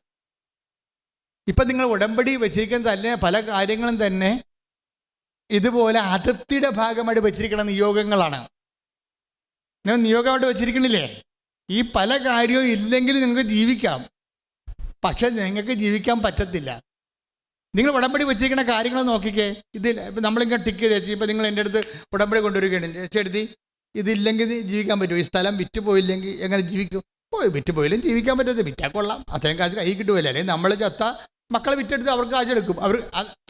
അപ്പം അത് പട്ടിക ഈ സ്ഥലം വിൽക്കണമെന്ന് പറഞ്ഞാൽ എഴുതിയിരിക്കുകയാണ് ഈ സംഭവം. അപ്പം ഞാൻ ചോദിച്ചോട്ട് ചേച്ചി ഈ സ്ഥലം വിറ്റില്ലെങ്കിൽ വല്ല കുഴപ്പമുണ്ടോ? വിറ്റില്ലെങ്കിൽ കുഴപ്പമൊന്നുമില്ല, മറ്റോ വിറ്റെടുക്കും, അതാ കുഴപ്പം. അതാ മരുമകളെ വിറ്റെടുക്കുമെന്നാണ് പറയണത്. അത് നമ്മൾ പറയത്തില്ല. മൂത്തമ്മൻ്റെ മരുമകൾ ഒന്നും അറിയാം, ഇതുണ്ടാക്കിയെടുത്ത കഷ്ടപ്പെടുത്തപ്പെട്ടത് എനിക്കറിയാം. അപ്പം ഇത് ഞാൻ വിറ്റെടുത്തില്ല എന്നുണ്ടെങ്കിൽ കൈ നനയാതെ മീൻ പിടിച്ചോണ്ട് പോകുമെന്നാണ് പറയണത്. അപ്പം ഇത് ഉടമ്പടി വെച്ചിട്ടുണ്ട്, ഈ സാധനം നിയോഗം വെച്ചിട്ടുണ്ട്. അതൃപ്തിയാണ് ഈ സാധനം. അപ്പം ഇങ്ങനെയുള്ള ഈ ദൈവത്തിന് നിരക്കാത്ത നിയോഗങ്ങൾ അത് ഉടമ്പടിയുടെ നിൻ്റെ ഒരു ശാപമാണ്. ശരിക്കും പറഞ്ഞാൽ ദൈവത്തിന് നിരക്കാത്ത നിയോഗങ്ങൾ അപ്പം നിനക്ക് നിവർത്തിയില്ലാത്ത കാര്യമാണ്. നിനക്ക് ഇത് കൂടിയേ തീരൂ. പക്ഷെ നിനക്കതിനുള്ള കഴിവില്ല, കർത്താവ് നീ മാത്രമേ ഉള്ളൂ എന്ന് പറഞ്ഞാൽ ആ നിയോഗമൊക്കെ പെട്ടെന്ന് കത്തുപിടിക്കും. നിങ്ങൾ ഇതിൻ്റെ കൂടെ ഈ നനഞ്ഞ പടക്കം വെക്കണതാണ് ഈ കുഴപ്പം വരണത്. നിയോഗം വെക്കുമ്പോൾ നമ്മൾ ശ്രദ്ധിക്കണം, അതിനകത്ത് നനഞ്ഞ പടക്കം വെക്കരുത്, നനഞ്ഞ സാധനം വെക്കരുത്. കളഞ്ഞ് അത് പെട്ടെന്ന് കത്തുപിടിക്കണ കാര്യം പെട്ടെന്ന് കത്തുപിടിക്കണ വെച്ചാൽ ഇത് നടന്നില്ലെങ്കിൽ നിനക്ക് ജീവിക്കാൻ പറ്റത്തില്ല. ഇത് നടക്കാതെ ഇതല്ലാതെ വേറൊരു ഓപ്ഷൻ ഇല്ല. അതിന് നടത്തിയെടുക്കാൻ എനിക്ക് കഴിവുമില്ല, എൻ്റെ ദൈവത്തിന് മാത്രമേ പറ്റത്തുള്ളൂ. അങ്ങനെയുള്ള സാധനം എന്ന് വെച്ച് നോക്കിക്കേ, ടക്ക് ടക്കാന്ന് കത്തിപ്പോകും സാധനം. കാര്യം എന്താണ്? അത് നിയോഗത്തിൻ്റെ സത്യസന്ധതയാണ്. 6 കാര്യം എഴുതാമല്ലോ എന്ന് വിചാരിച്ച ഇന്നത്തെ മനുഷ്യന് 6 കൂടുതൽ കാര്യങ്ങളുണ്ടെന്ന് എൻ്റെ ജീവിതാനുഭവങ്ങൾ കൊണ്ടും പിന്നെ ഉടമ്പടിയിൽ 6 ഒരു പ്രധാനപ്പെട്ട നമ്പരായത് കൊണ്ടുമാണ് ഈ 6 വെച്ചിരിക്കണത്. പക്ഷെ 6 കാര്യം ഇല്ലെങ്കിൽ എഴുതേണ്ട മോനെ. 6 കാര്യം ഇല്ലെങ്കിൽ 2 ഉള്ളെങ്കിൽ ഏറ്റവും ടോപ്പായ 2 കാര്യം എഴുതിയാൽ മതി. ബാക്കിയെല്ലാം ദൈവത്തിന് പ്രയോജനമുള്ള കാര്യങ്ങൾ എഴുതണം. ബാക്കിയെല്ലാം 2 കാര്യങ്ങൾ എഴുതിയപ്പോൾ നീ ഓക്കെ ആണെങ്കിൽ 4 കാര്യങ്ങൾ കോളം ഉണ്ടെങ്കിൽ തേക്കാൻ വേണ്ടി ഓരോ കാര്യം എഴുതരുത്. മറിച്ച് അതിനെല്ലാം ദൈവത്തിന് പ്രയോജനമുള്ള കാര്യങ്ങൾ എഴുതണം.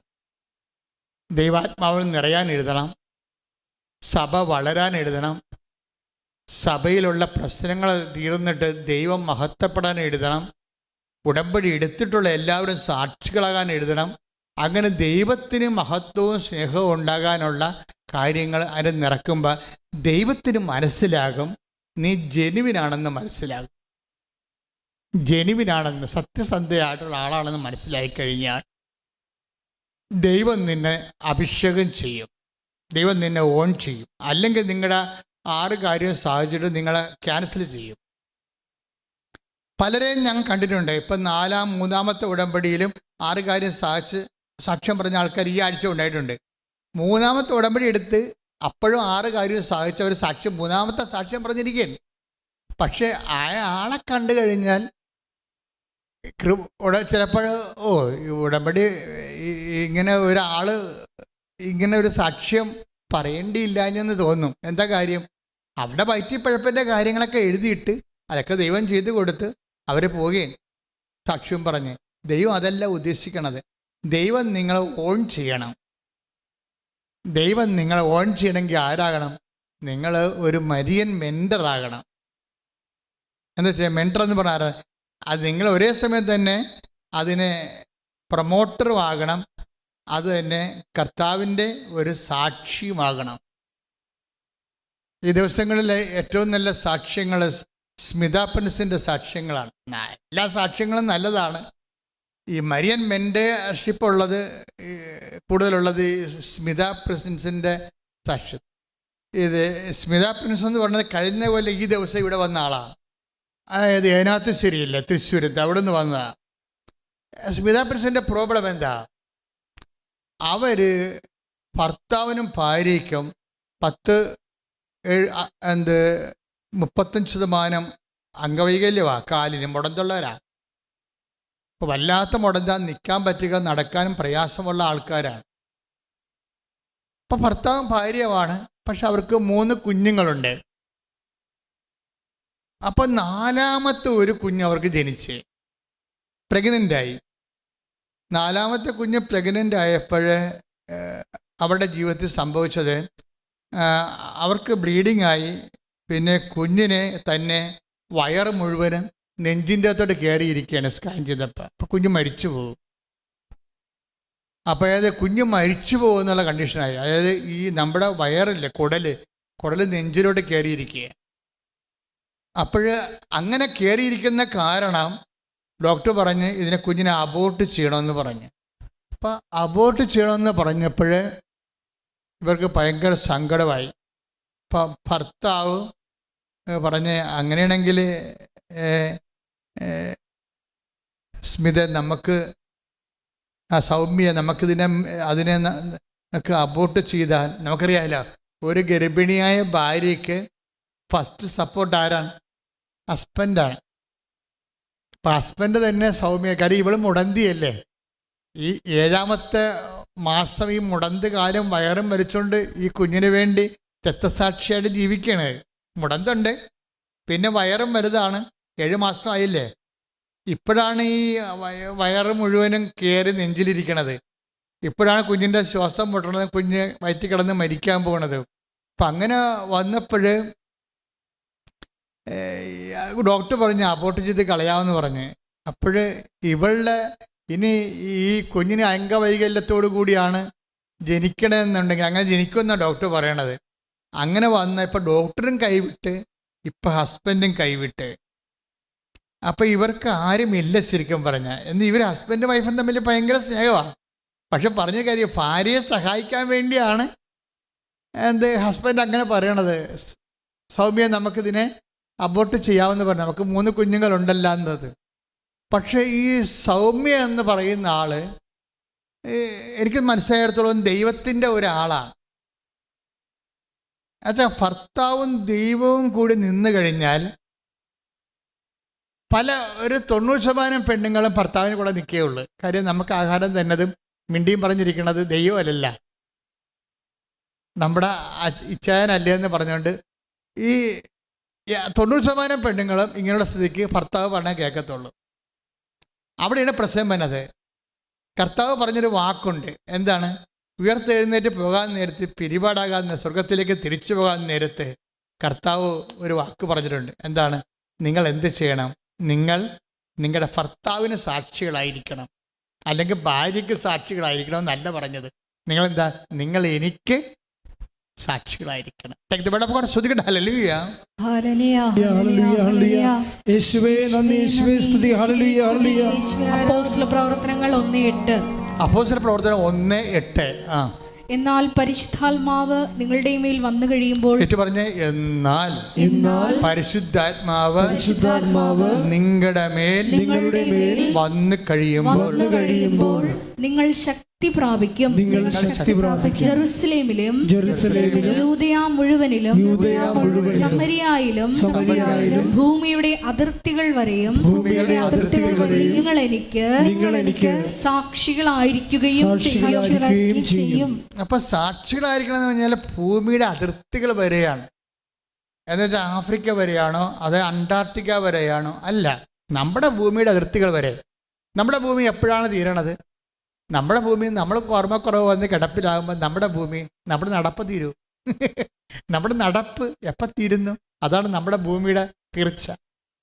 നമ്മുടെ ആയുസിൻ്റെ അറുതി വരെ നിങ്ങൾ എനിക്ക് ഓർമ്മയുള്ളിടത്തോളം കാലം എന്ന് എൻ്റെ അർത്ഥം. ഓർമ്മ ഉള്ളിടത്തോളം കാലം, നടക്കാൻ പറ്റുന്നിടത്തോളം കാലം നിങ്ങൾ എനിക്ക് സാക്ഷികളായിരിക്കും എന്ന് പ്രാർത്ഥിച്ചേ. കർത്താവേ, ഓർമ്മയുള്ളിടത്തോളം കാലം, നടക്കാൻ പറ്റുന്നിടത്തോളം കാലം അങ്ങയുടെ സാക്ഷിയായി ജീവിക്കാൻ എന്നെ അഭിഷേകം ചെയ്യണം, എന്നെ അഭിഷേകം ചെയ്യണം. ഹല്ലേലൂയ,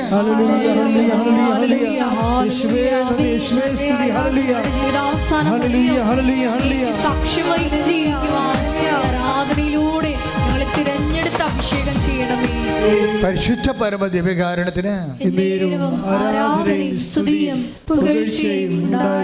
അപ്പോൾ ഒരു ഗ്രീവിയസ് ആയിട്ടുള്ള ഒരു ക്രൂഷ്യൽ കാഷ്വാലിറ്റി നമ്മുടെ മുമ്പിൽ വരുമ്പോൾ മാത്രമേ നമ്മൾ വിശ്വാസിയാണോ ഇല്ലയോ എന്നറിയത്തുള്ളൂ. ഇപ്പം സൗമ്യ ഒരു വിശ്വാസിയാണ്. എങ്ങനെ? ദൈവം മുദ്ര വെച്ച വിശ്വാസിയാണ്. വിശ്വാസികൾ എനിക്ക് തോന്നുന്നത് എൻ്റെ അനുഭവത്തിൽ 2 തരമാണ്. മുദ്ര വെച്ച വിശ്വാസികളും ഒരു മുദ്രയും ഇല്ലാതെ വിശ്വാസികളാണ് എന്ന് പറഞ്ഞ് സ്വയം പ്രഖ്യാപിത വിശ്വാസികളും. സ്വയം പ്രഖ്യാപിത വിശ്വാസികൾ സഭയിൽ 80%. സ്വയം പ്രഖ്യാപിത വിശ്വാസികൾ സഭയിൽ 80%. ദൈവം അംഗീകരിച്ചത് ഒരു 20% കാണുമായിരിക്കും. എന്താണ്? സൗമ്യ എന്താ പറയണത്? ഡോക്ടർ കൈ ഒഴിഞ്ഞു, ഇവൾക്ക് മുടന്താണ്, അവളുടെ കൊച്ചിൻ്റെ വയറ് കുടല് ചങ്കിൽ കയറിയിരിക്കുകയാണ്, അത് കൊച്ചു ചത്തുപോകുമെന്ന് പറഞ്ഞ് ഭർത്താവും അവളെ സംരക്ഷിക്കാൻ വേണ്ടി പറഞ്ഞ് ഇതിനെ നമുക്ക് കളയാമെന്ന് പറഞ്ഞു. ഇവളെ കളയത്തില്ല. കളയാതെ, പക്ഷെ അവളെ സപ്പോർട്ട് ചെയ്യാൻ ആരുമില്ല. അവൾ പറയണേ, എനിക്ക് ഒത്തിരി കസിൻസ് ഉണ്ടെന്നാണ് പറയണത്. എനിക്കൊത്തിരി കസിൻസ് ഉണ്ട്, പക്ഷേ ഇപ്പോഴ് ആരും ഈ ഒരു വിഷയത്തിൽ എനിക്കൊരു നല്ല വാക്ക് പറയാൻ പോലും ആരുമില്ല. എന്താ കാര്യം? ഇവള് സ്വന്തമായിട്ടുണ്ടാക്കിയെടുത്തതാണിത്. ഈ കുരിശ് ആരും ഉണ്ടാക്കി അവിടെ പെടലേക്ക് വെച്ച് കൊടുത്തതല്ല. ഈ കുരിശ് ഇവക്ക് വേണമെങ്കിൽ ഒഴിവാക്കാമായിരുന്നു. ഡോക്ടറും പറഞ്ഞ്, ഭർത്താവും പറഞ്ഞ് ഈ കുരിശ് ഒഴിവാക്കാം. പക്ഷേ ഇവള് ക്രിസ്തുവിനെ പ്രതി മാത്രമാണ് ഇപ്പം ഈ കുരിശ് എടുത്തിരിക്കണത്. അപ്പം അതുകൊണ്ട് ആരും അവളെ കൺസോൾ ചെയ്യാനില്ല. അവൾ പറഞ്ഞു, എനിക്ക് ഒത്തിരി കസിൻസ് ഉള്ളതാണ്, എല്ലാ കാര്യത്തിനും അവരെന്നെ ഹെൽപ്പ് ചെയ്യുമായിരുന്നു. ഇപ്പോഴ് പൊടി പോലും ഇല്ലാതെ കണ്ടുപിടിക്കാന്ന് പറഞ്ഞ പോലെയാണ്. കസിൻസിൻ്റെ പൊടി പോലും ഇല്ല, അവർ വിളിച്ചു പോലും ചോദിക്കണില്ല. ഓ എൻ്റെ അമ്മേ, ഈ കാലത്ത് ഏറ്റവും വലിയ ഒരു ദുരിതം എന്ന് പറയണത് ആരും വിളിച്ചു ചോദിക്കാനില്ലാത്തതാണ്. പണ്ട് നമ്മുടെ വീട്ടിൽ വരണമായിരുന്നു അല്ലേ? വണ്ടി ഒന്നും ഇല്ലാഞ്ഞ കാലത്ത് ആൾക്കാർ കാൽനട നടന്നാണ് പോണത്. അപ്പോൾ അത്യാവശ്യ കാര്യത്തിന്, ഞങ്ങളുടെ നാട്ടിലൊക്കെ മരണത്തിന് അത്യാവശ്യം എന്നാണ് പറയണത്, ആവശ്യമെന്നാണ് പറയണത്. മരണമല്ലാതെ വേറെ ഒന്നും ആവശ്യമില്ല. ഞങ്ങളുടെ നാട്ടിൽ ഒരു നാട്ടുഭാഷയാണ്. എവിടെ പണ്ടൊക്കെ ഒരു മരിപ്പ് നടന്ന ഉടനെ ഒരാളെ കുറേ കുറിയും കൊടുത്ത് വിടും. അയാൾ നടന്നു പോയി, എൻ്റെ കുഞ്ഞുനാൾ 60കളിലൊക്കെ ഓരോ നാടുകളും അറിയിക്കാൻ പോകും. അപ്പോൾ അവർക്ക് കുറച്ച് പൈസയും കുറച്ച് കവറും കൂടി കൊടുത്തു വിടും. അങ്ങനെ കൊടുത്തു വിട്ട് ഇവർ ഞങ്ങളുടെ കിഴക്കൻ നാട്ടിലും വടക്കൻ നാട്ടിലൊക്കെ പോയി അറിയിക്കും.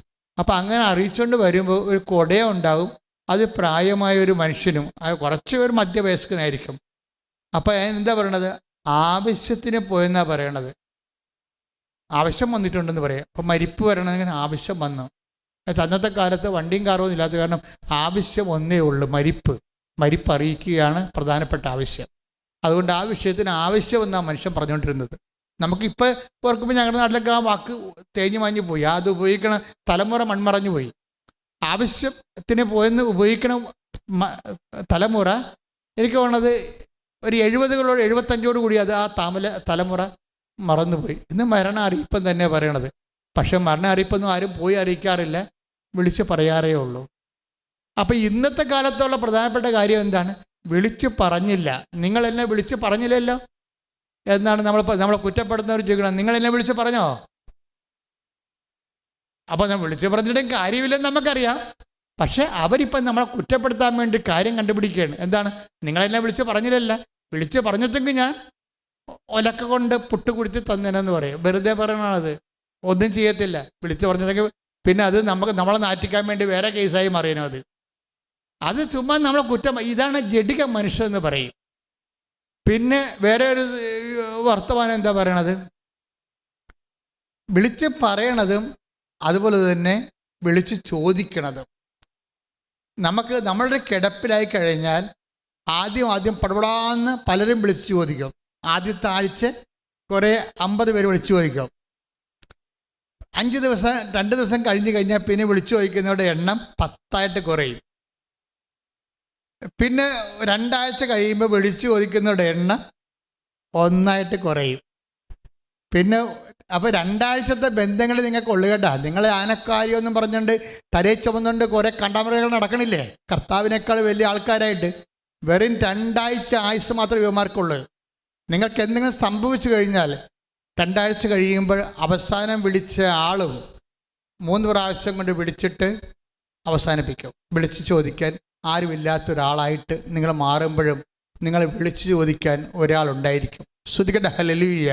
ഹല്ലേലൂയ, ഹല്ലേലൂയ, ഹല്ലേലൂയ. യേശുവേ, ഞങ്ങളുടെ തകർച്ചകളിൽ ആരാധ്യം വരെ കൂടുതൽ യേശുവേ, സാന്നിധ്യത്തിന് മഹത്വം, സ്നേഹത്തിന് നന്ദി പറയാം. ആരാധന, ഹല്ലേലൂയ, ഹല്ലേലൂയ.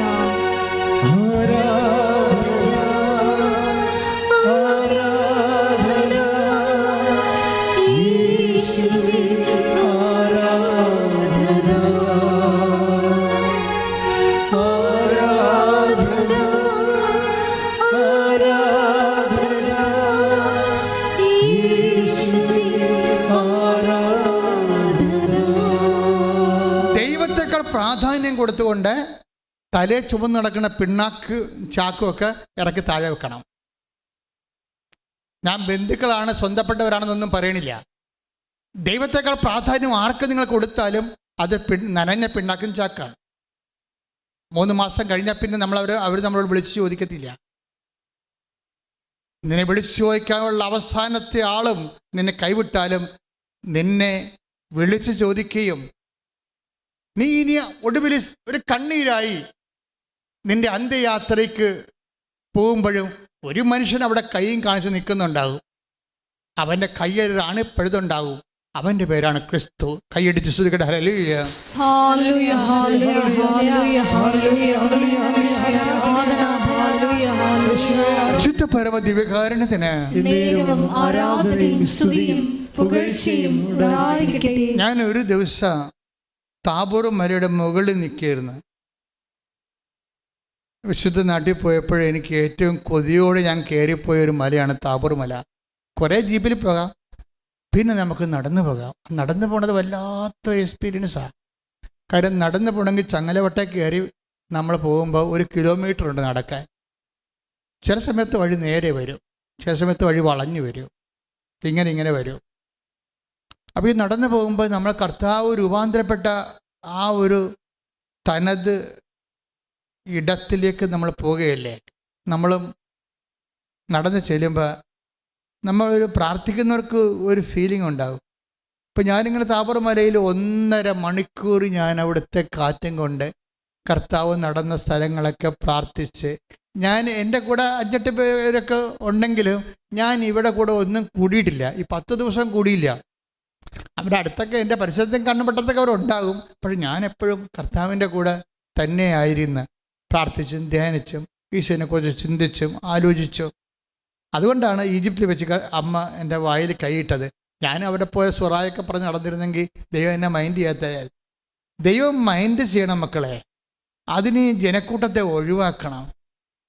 എനിക്ക് ഇന്ന് ഞാനിപ്പോൾ 38 കൊല്ലമായി അച്ഛനായിട്ട്. എനിക്ക് മനസ്സിലായിരിക്കണത് ഏറ്റവും വലിയ ശത്രു ജനക്കൂട്ടമാണ്. എന്ന് വെച്ചാൽ നിൻ്റെ കൂടെ വെറുതെ കൂടിയിരിക്കുന്ന കുറേ ആൾക്കാർ, ഒരു കഥയുമില്ലാതെ അവർ ചെയ്യുന്ന പ്രധാനപ്പെട്ട അവരുടെ ദൗത്യം എന്ന് പറയുന്നത് നിന്നെ ദൈവത്തിൽ നിന്ന് അകറ്റിക്കളയുക മാത്രമാണ്. അവിടെ വ്യാജ ഉപദേശങ്ങൾ, അവർ നമ്മൾക്ക് തരുന്ന അപ്പോയിൻമെൻറ്റുകൾ, അവിടെ നമ്മൾ ഓക്യുപ്പൈ ചെയ്യുന്ന മാർഗങ്ങൾ എല്ലാം പൈശാചികമാണ്. നമുക്ക് തോന്നും അത് ഭയങ്കര സൗഹൃദപരമാണല്ലോ എന്ന്. ഒരു കഥയുമില്ല. കരിയുമ്പോൾ വിരകാൻ കയ്യിലെന്ന് പറഞ്ഞാൽ ചിലപ്പോൾ കയ്യിലും കരിഞ്ഞു പോകും. കർത്താവ് മാത്രമേ ഉണ്ടാകത്തുള്ളൂ. ശ്രുതിക്കട്ടെ. ഹല്ലേലൂയ. ഹല്ലേലൂയ, ഹല്ലേലൂയ, ഹല്ലേലൂയ. സ്തുതി. ഹല്ലേലൂയ, ഹല്ലേലൂയ. ആരാധന, ആരാധന. നിൻ കൃപയാലേ ബലമല്ല, നിൻ ദയയാലേ കഴിവല്ല, നിൻ കൃപയാലേ ബലമല്ല, നിൻ ദയയാലേ. പരിശുദ്ധ പരമ ദിവ്യകാരുണ്യത്തിന് ആരാധനയും സ്തുതിയും പുകഴ്ചയും ഉണ്ടായിരിക്കട്ടെ. അപ്പോൾ ഞാനിങ്ങനെ താബോർ വരെ നിൽക്കുമ്പോൾ എനിക്ക് അവിടുത്തെ ടോപ്പോഗ്രഫിയെക്കുറിച്ച് ഏറെക്കുറെ ഒരു ധാരണയുണ്ട്. കിഴക്കോട്ടും തെക്ക് കിഴക്കോട്ടും നോക്കുമ്പോൾ താബോർ മലയിൽ നിന്ന് തെക്ക് കിഴക്കോട്ട് നോക്കുമ്പോൾ ഹെർമോൺ മലയാണ്. ഒരകല ഒരു ക്യാൻവാസിൽ മല വരച്ചതുപോലെ തോന്നത്തുള്ളൂ നമുക്ക്. പക്ഷെ അവിടെ മഞ്ഞ് പെയ്യുന്നത് മനസ്സിൽ എവിടെയോ കുളിര് കോരുന്ന ഒരു അനുഭവം നമുക്കുണ്ടാകും. കാര്യം വി ആർ ഇൻ അനോയിൻറ്റിങ് സ്റ്റേജാണ്. അതിൻ്റെ വലതുവശത്തേക്ക് നോക്കുമ്പോൾ നയീം പട്ടണത്തിൽ നിന്ന് വരുന്നൊരു വഴിയാണ് താഴ്വാരങ്ങൾ കാണുന്നത്. നയീം പട്ടണത്തിലെ ആ വഴിയിലൂടെ ഒരിക്കലൊരു ശവവും വഹിച്ചുകൊണ്ട് ഒരു ചേടത്തി കരഞ്ഞുകൊണ്ട് വന്ന കാര്യം നമ്മളല്ലാതെ ഓർത്തു പോകോടിക്കുമ്പോൾ അപ്പോഴുണ്ട്. അത് കരഞ്ഞുകൊണ്ട് ഒരു വിധവ അവൻ്റെ മകനെ, ഒരേ ഒരു മകൻ്റെ ശവം അടക്കാൻ വേണ്ടി ഈ വഴിയിലൂടെ പോകുമ്പോഴേ കർത്താവ് ഈ ശവപ്പെട്ടിക്കും ഈ കണ്ണീരിനും കൈ തടയിടും. അതൊരു വല്ലാത്ത സുവിശേഷമാണത്. എന്നിട്ട് എങ്ങനെയാണ് തടയിടണത്? അതൊരു വിധവയാണെന്ന് അവൻ അറിഞ്ഞു. പിന്നെ എന്താണ് അവൻ അറിഞ്ഞത്? അവളുടെ ഏക സന്താനമാണ് ആ മരിച്ചു കിടക്കണമെന്നാണ് അറിഞ്ഞത്. പിന്നെ എന്താണ് അറിഞ്ഞത്? ഇവൻ മറഞ്ഞാൽ അവൾക്ക് ഭക്ഷണം കൊടുക്കാൻ ആരുമില്ലെന്ന്. അങ്ങനെ 3 അറിവുകളാ ഈ കൈ തടയിടാൻ വേണ്ടി അവന്. അതാണ് ക്രിസ്തു എന്ന് പറയണത്. ഇതുപോലെ ആരുടെ ജീവിതം നശിച്ചു പോകുന്നുവോ അവിടെ നമ്മുടെ കൈ തടയിട്ടാൽ ആ സമയത്ത് നീയും ഞാനും ക്രിസ്തുവാകും. അതാണ് ഈസ്റ്ററിന്റെ ലക്ഷ്യം. ശ്രുതികട്ടെ ഹല്ലേലൂയ. ഹല്ലേലൂയ, ഹല്ലേലൂയ, ഹല്ലേലൂയ. യേശുവേ, ആരാധന, ഹല്ലേലൂയ, ഹല്ലേലൂയ. പരമദിവ്യകാരുണ്യത്തിന് ആരാധനയും സ്തുതിയും പുകഴ്ചയും ഉണ്ടായിരിക്കട്ടെ. ഇതാണ് extra ordinary circumstances of life എന്ന് ഞാൻ പറഞ്ഞത്. ജീവിതത്തിൻ്റെ വിശേഷ വിധിയായ സമയം. ഇവിടെ വിധവയ്ക്കൊന്നും ചെയ്യാനില്ല, ഇനി മരിച്ചു കിടക്കുന്ന മകനും ഒന്നും ചെയ്യാനില്ല. ഇനി ഇവിടെ എന്തെങ്കിലും ചെയ്യാനുണ്ടെങ്കിൽ നിന്റെ ബന്ധുക്കൾക്കോ സ്വന്തപ്പെട്ടവർക്കോ സുഹൃത്തുക്കൾക്കോ ഒന്നും ഇവിടെ ചെയ്യാനില്ല. ഇവിടെ ദൈവത്തിന് മാത്രമേ എന്തെങ്കിലും ചെയ്യാൻ പറ്റത്തുള്ളൂ. ഇവിടുത്തെ നിയോഗത്തിൻ്റെ ഒരു സ്വാഭാവികത അതാണ്. ദൈവത്തിന് മാത്രമേ എന്തെങ്കിലും ചെയ്യാൻ പറ്റത്തുള്ളൂ. ആ ദൈവം അത് നിനക്ക് വേണ്ടി ചെയ്തിരിക്കാം. നീ പറഞ്ഞാലും ഇല്ലെങ്കിലും, നീ പ്രാർത്ഥിച്ചാലും ഇല്ലെങ്കിലും. അപ്പം ഈ ഒരു മേഖലയിലേക്ക് വരുമ്പോൾ നമ്മൾ ശ്രദ്ധിക്കേണ്ട ഒരു കാര്യമുണ്ട്. ഈ ദൈവത്തെയാണ് നമ്മൾ നിസ്സാര കാര്യങ്ങൾക്കും നിസ്സാര വ്യക്തികൾക്ക് കൊടുത്ത പ്രാധാന്യത്തെ ഓർത്തുകൊണ്ടും ഈ ദൈവത്തെയാണ് നമ്മൾ ഒഴിവാക്കിയത്. നിന്റെ അന്ത്യയാത്രയിൽ പോലും ഒഴിവാക്കാത്ത നിന്റെ ദൈവത്തെ നീ നിസ്സാരന്മാർക്ക് വേണ്ടി ഒഴിവാക്കിയെങ്കിലേ അതിനേക്കാൾ എന്ത് നിറവുകേടാണ് ഈ ലോകത്തുള്ളത്. പ്രാർത്ഥിക്കുക, കർത്താവേ, ആരെല്ലാം നിന്നെ ഒഴിവാക്കിയാലും നിന്നെ കുറിച്ചുള്ള സത്യം ഗ്രഹിച്ചിരിക്കുന്ന ഞാൻ നിന്നെ ഉൾക്കൊണ്ടുകൊണ്ട് അന്ത്യം വരെ നിന്റെ സാക്ഷിയാകാൻ സാക്ഷി ജീവിക്കുവാൻ എന്നെ അഭിഷേകം ചെയ്യണം. ഹല്ലേലൂയ. സാക്ഷിയായി ജീവിക്കുവാൻ, സാക്ഷ്യം വഹിച്ച് ജീവിക്കുവാൻ അഭിഷേകം ചെയ്യണമേ. ഞങ്ങൾക്കല്ല കർത്താവേ, ഞങ്ങൾക്കല്ല കർത്താവേ, മഹത്വം മഹത്വം യേശുവിനെ. കൈയടിച്ചോട്ടെ. ഞങ്ങൾക്കല്ല കർത്താവേ, ഞങ്ങൾക്കല്ല കർത്താവേ, മഹത്വം മഹത്വം യേശുവിനെ. കളിമൺ പാത്രങ്ങൾ ഞങ്ങൾ, അയോഗ്യദാസരാം ഞങ്ങൾ. കളിമൺ പാത്രങ്ങൾ ഞങ്ങൾ, അയോഗ്യദാസരാം ഞങ്ങൾ. ബലഹീനരാകും ഞങ്ങളെ ഉയർത്തി ഈശോവിനാടുന്നു മഹത്വം. ബലഹീനരാകും ഞങ്ങളെ ഉയർത്തി ഈശോവിനാടുന്നു മഹത്വം. മഹത്വം മഹത്വം യേശുവിന്, മഹത്വം മഹത്വം യേശുവിന്. പരിശുദ്ധ പരമ ദിവ്യകാരുണ്യത്തിന് എന്നേരവും ആരാധനയും സ്തുതിയും പുകഴ്ചയും ഉണ്ടായിരിക്കട്ടെ. എൻ്റെ പ്രിയപ്പെട്ടവനെ, എന്നിട്ട് ഈ കസിൻസ് എല്ലാ കാര്യങ്ങളും അവരെ കുറ്റം പറയരുത് കേട്ടോ. അവർക്ക് ഈ പാവപ്പെട്ട മുടന്തി എന്തിനാണ് ആവശ്യമില്ലാത്ത വയ്യാവേലികളെല്ലാം ഭരിച്ച് തല കിട്ടിയത്? അവക്കിത് ഒഴിവാക്കാമായിരുന്നതല്ലേ? പിന്നെ എന്തിനാണ് സ്വന്തമായിട്ട് ഇത് തന്നെ ഇത് ഏറ്റെടുത്തിരിക്കണമെന്നുകൊണ്ട് കസിൻസ് ഒന്നും വിളിക്കാതെ? ചിലപ്പോൾ ഇവളുടെ സങ്കടം കേട്ടിട്ട് സഹിക്കാൻ പറ്റാതെ വിളിക്കാതിരിക്കാം. അങ്ങനെ വിളിക്കാതിരിക്കും ജനങ്ങൾ. പിന്നെ ഇങ്ങനെ ആവലാതിയല്ലേ കേൾക്കേണ്ടെന്ന് വിചാരിച്ചുകൊണ്ട് വിളിക്കത്തില്ല. അപ്പം അങ്ങനെ മനുഷ്യൻ ഇങ്ങനെ അവരുടെ ഭാരം കൂടുമ്പോൾ ആ ഭാരം അവർ ഇറക്കി വെച്ചുകൊണ്ടിരിക്കും. അതുകൊണ്ട് നമ്മളെ ഇന്നല്ലെങ്കിൽ നാളെ അവിടെ ചുമലിന്ന് നീ അവലംബം വെച്ചിരിക്കുന്ന ആൾക്കാരെ ഇറക്കി വെക്കുമെന്ന് അറിയണം. അതാണ് ഏറ്റവും വലിയ അറിവെന്ന് എനിക്ക് തോന്നുന്നത്. നീ ചുമന്നുകൊണ്ട് നടക്കുന്നവരെ ഇന്നല്ലെങ്കിൽ നാളെ ആഘോഷമായി നിന്നെ ഇറക്കി വെക്കുന്ന ഒരു കാലമുണ്ടാകും.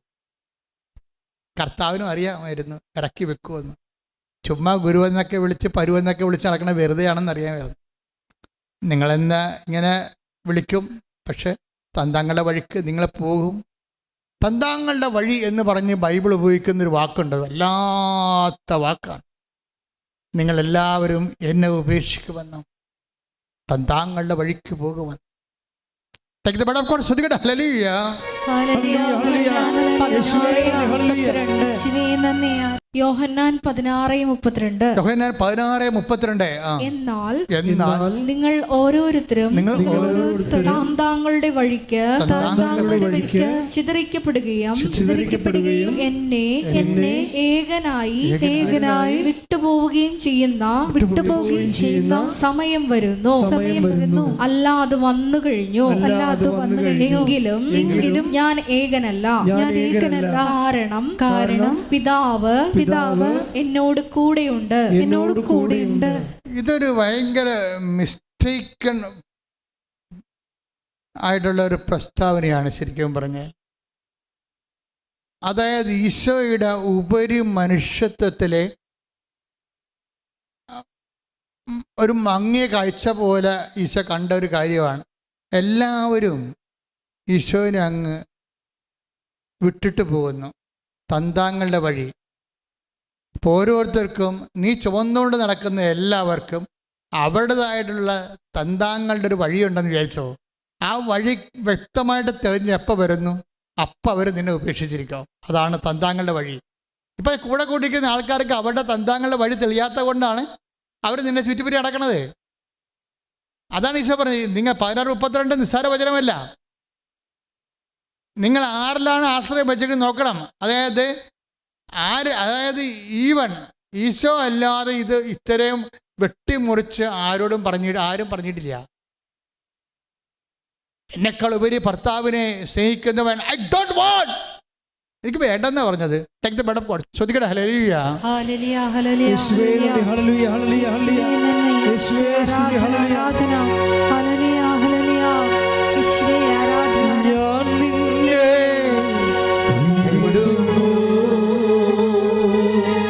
ഒരു നാളും മറക്കുമോ, ഞാൻ നിന്നെ കൈവിടുമോ, ഒരു നാളും മറക്കുമോ, ആര് മറന്നാലും മറക്കാത്തവൻ അന്ത്യത്തോളം കൂടെയുള്ളവൻ, ആര് മറന്നാലും മറക്കാത്തവൻ അന്ത്യത്തോളം കൂടെയുള്ളവൻ, ഞാൻ നിന്നെ കൈവിടുമോ, ഒരു നാളും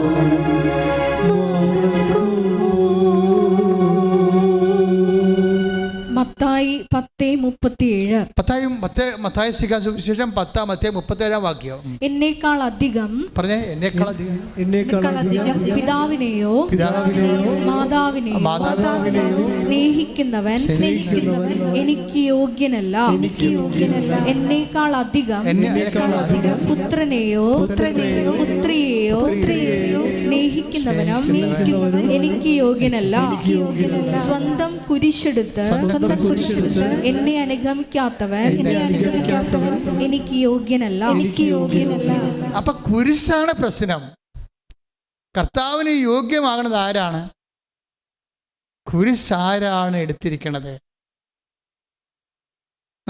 നമുക്കൊരു ഭാര്യയുണ്ട്, നമുക്ക് ഭർത്താവുണ്ട്. ഇപ്പൊ ഭർത്താവിനെയൊക്കെ വർഷങ്ങൾ പരിചരിക്കണ ഭാര്യമാരില്ലേ, ഒരു കുരിശിനെ പരിചരിക്കണവര്. നമുക്ക് അധികം ബന്ധമില്ലാത്ത ഭർത്താവിൻ്റെ അപ്പനെ, അത്രയും ബന്ധമില്ല, ഭർത്താവിനോളം ബന്ധമില്ലാത്ത ഭർത്താവിൻ്റെ അപ്പനെ, ഒരു പ്രഷർ രോഗിയെ പരിചരിക്കുന്ന മരുമക്കളില്ലേ, അവരെന്താ ചരിക്കണത്? അവരുടെ കുരിശ് എടുത്തിരിക്കുകയാണിത്. ക്രിസ്തു ഈ ലോകത്ത് വന്നത് സഹനങ്ങളെ സ്വന്തമാക്കി ദൈവത്തെ നമുക്ക് അവകാശമാക്കാനാണ്. കൈയിടിച്ച് കർത്താവ് സ്തുതിക്കട്ടെ. ഹല്ലേലൂയ.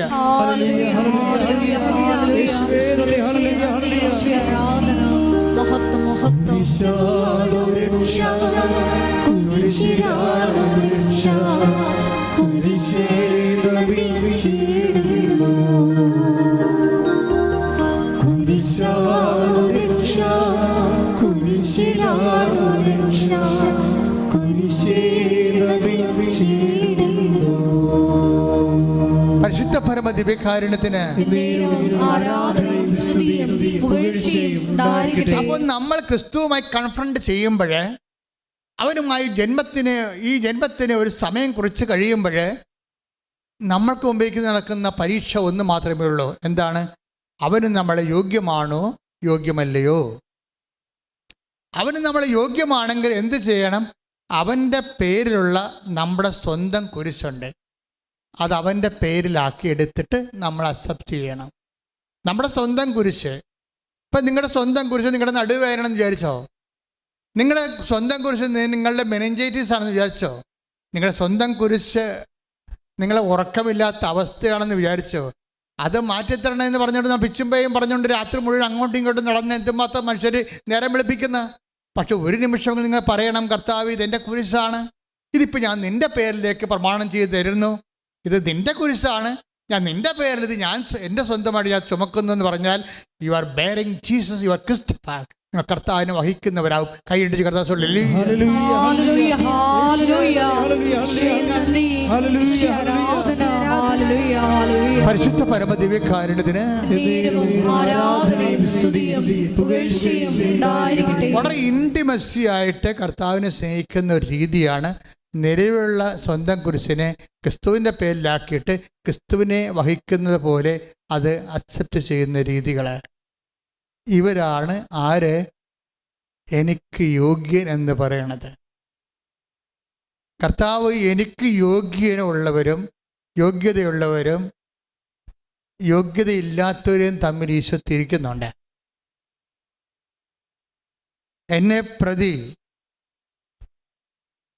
കുരിശിനെ, ക്ലേശങ്ങളെ ഏറ്റെടുക്കുന്നവൻ എനിക്ക് യോഗ്യനെന്ന് പറയുമ്പോൾ ക്രിസ്തുവിനെ അത്ര കണ്ട് സ്നേഹിക്കുന്നവർക്ക് മാത്രമേ നമുക്കറിയാമല്ലോ ക്രിസ്തുവിനെ പ്രതി എടുക്കാൻ പറ്റത്തുള്ളൂ. ഒരു പ്രാവശ്യമെങ്കിലും ദൈവത്തെ ഏറ്റെടുക്കണ ഒരു സമയം നിനക്ക് തന്നാൽ നീ അത് നഷ്ടം സഹിച്ച് ഏറ്റെടുത്തിട്ട് കർത്താവിൻ്റെ യോഗ്യതാ ലിസ്റ്റിൽ നീ പ്രവേശിക്കണം. ഭയങ്കര പാടാണ്. It is not easy that we think. നമ്മൾ പറയും ക്രിസ്ത്യൻസ് ആണല്ലോ, അല്ലെങ്കിൽ ഞങ്ങളെ കൃപാസനത്തിൽ വന്ന്, നോൺ ക്രിസ്ത്യൻസ് ആണെങ്കിലും കൃപാസനത്തിൽ വന്ന് വചനം കേൾക്കുന്നവരാണല്ലോ എന്നൊക്കെ പറഞ്ഞാലും it is not that easy to be a member of the inner core. കർത്താവിൻ്റെ യോഗ്യതാ ലിസ്റ്റ് പ്രവേശിക്കുക എന്ന് വെച്ച് കഴിഞ്ഞാൽ ഈ ഡിസോൺ ചെയ്യുന്ന എല്ലാവരും കൈയൊഴിയുന്ന സമയത്ത് ആരാണ് നമ്മളെ സഹായിക്കുന്നത്? അങ്ങനെ എല്ലാ കസിൻസും കൈയൊഴിയുന്ന സമയത്ത് ഈ സൗമ്യയ്ക്ക് ഒരു മെൻറ്ററെ കിട്ടും. അവളുടെ പേരാണ് ദീപ, ദിവ്യ. എന്തെങ്കിലും വിഷയമുണ്ടെങ്കിൽ ദിവ്യയെ വിളിക്കും. സൗമ്യ ഇപ്പം എന്താ, ഭർത്താവും പറഞ്ഞ് അബോർഷൻ ചെയ്യാൻ, കസിൻസും ആരുമില്ല, താനുമുണ്ട്, തൻ്റെ വയറ്റിൽ കിടക്കുന്ന കുഞ്ഞുമുണ്ട്, അതിൻ്റെ ചങ്കിലേക്ക് കുടൽ കയറിയിരിക്കണം, അത് ചാകാൻ പോകണം, ചിലപ്പോൾ താനും ചാകും. തനിക്ക് കുഞ്ഞിനെ കളയാൻ ഇഷ്ടവുമില്ല. കർത്താവിൻ്റെ നാമത്തിൽ കുഞ്ഞിനെ അവൾ ഏറ്റെടുത്തിരിക്കുകയാണ്. കർത്താവിൻ്റെ നാമത്തിൽ കർത്താവ് കൊണ്ട് അവളും ഉണ്ട്. അവൾ വിചാരിക്കണ കർത്താവിനെ കാണാനുമില്ല, വിശ്വാസമാണ് മാത്രമേ ഉള്ളവരുടെ. എൻ്റെ കർത്താവ് എൻ്റെ കൂടെയുണ്ടെന്നുള്ള വിശ്വാസം. അപ്പോൾ അവളെ ദിവ്യയെ വിളിക്കും. ദിവ്യ, ഇതാണ് എൻ്റെ അവസ്ഥ എന്ന് പറയും. അപ്പോൾ ദിവ്യ ഉടനെ പറയും, ഉടനെ ഒരു സാക്ഷ്യം ഇട്ട് കൊടുക്കും. അതാണ് മെൻറ്റർ എന്ന് പറയണത്. നീ കുഞ്ഞിനെ കളയരുത്, കുഞ്ഞൊന്നും സംഭവിക്കത്തില്ല. അങ്ങനെ ആ സമയത്ത് പറയണമെങ്കിലേ നമ്മുടെ കസിൻസ് ഈ ദിവ്യയും ഈ സൗമ്യവുമായിട്ട് യാതൊരുവിധ ബന്ധമില്ല, രക്തബന്ധമില്ല. രക്തബന്ധമല്ല ഒരു ബന്ധമെന്ന് പറഞ്ഞാൽ ക്രിസ്തു ബന്ധമാണ്. ക്രിസ്തുവിന് നമ്മളോടും അവരോടും എന്ത് ബന്ധമുണ്ട്, അതാണ് ശാശ്വത ബന്ധം എന്ന് പറയുന്നത്. മറ്റൊക്കെ തൽക്കാലം പന്തലിടാനും പെട്ടി വെക്കാനും കഴുകാനും സോക്സ് നമ്മുടെ കയ്യിലിടാനും കുരിശ് പിടിപ്പിക്കാനും വേണ്ടി, പിന്നെ നമ്മുടെ മുഖത്ത് ചത്ത് കഴിയുമ്പോൾ നമ്മുടെ മുഖത്ത് ഈച്ച വരുമ്പോൾ തല്ലി ഓടിച്ചിട്ട് അവിടെ എന്ന് പറഞ്ഞ് നിൽക്കാൻ വേണ്ടി, അതെന്നെ ഒരു കലാപരിപാടിക്ക് വേണ്ടിയുള്ള ആൾക്കാരാണ്. അതൊക്കെ വെറുതെയാണ്. 2 ആഴ്ച കഴിയുമ്പോൾ അവരെ കാണാൻ പറ്റും.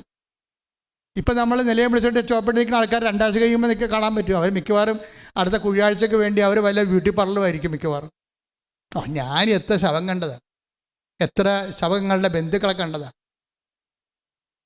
നമ്മളൊക്കെ ഇപ്പം ഇന്നലെ മോങ്ങിക്കൊണ്ട് തേങ്ങിക്കൊണ്ട് നിൽക്കുന്ന ആൾക്കാർ നമ്മുടെ കുഴിയാഴ്ചക്ക് 10 ബന്ധുക്കൾ വരുമ്പോൾ അവിടെ പന്നി ഇറച്ചിയും പശു ഇറച്ചിയും ഒക്കെ വിളമ്പണ സമയത്ത് വലിയ പോഷായിട്ടുള്ള ആൾക്കാർ വന്ന് എത്ര കാറ് വന്ന് അതിൻ്റെ ബ്രാൻഡ് എന്താണെന്ന് നോക്കത്തുള്ളൂ. ചത്തവൻ ചത്തുപോയി, ബ്രാൻഡിൻ്റെ എണ്ണിയിട്ട് തൻ്റെ സ്റ്റാറ്റസിൻ്റെ സിമ്പിൾ എണ്ണിയിട്ട് കോളർ വലിക്കാൻ വേണ്ടി നിൽക്കുകയാണ്. അവിടെ മുമ്പിൽ അഭ്യാസം കാണിക്കാൻ വേണ്ടി ബ്യൂട്ടി പാർലറിൽ പോകും. വയലറ്റ് സാരിയെങ്കിൽ വയലറ്റ് സാരി, അതിന് പറ്റിയ മസ്കാരായി അതിന് പറ്റിയ ലിപ്സ്റ്റിക്കൊക്കെ ഇട്ടുകൊണ്ട് അവരെ വേഷം കിട്ടി അങ്ങോട്ട് വരും. വീഡിയോ ഉള്ളവൻ്റെ മുമ്പ് തിരിഞ്ഞ് നിൽക്കും അവർ. അത് ശവപ്പെട്ടിയുടെ അടുത്ത് പോയി തിരിഞ്ഞിക്കണം കാണാൻ ശരിക്കും പറ്റുമോ? മനുഷ്യൻ ഇത്രയേ ഉള്ളൂ. നീ തലയെ കൊണ്ട് നടക്കുന്നവരെ നാളെ നിന്നെ ഇറക്കി വെക്കും, അല്ലെങ്കിൽ നിനക്ക് ഇറക്കി വെക്കേണ്ടി വരും.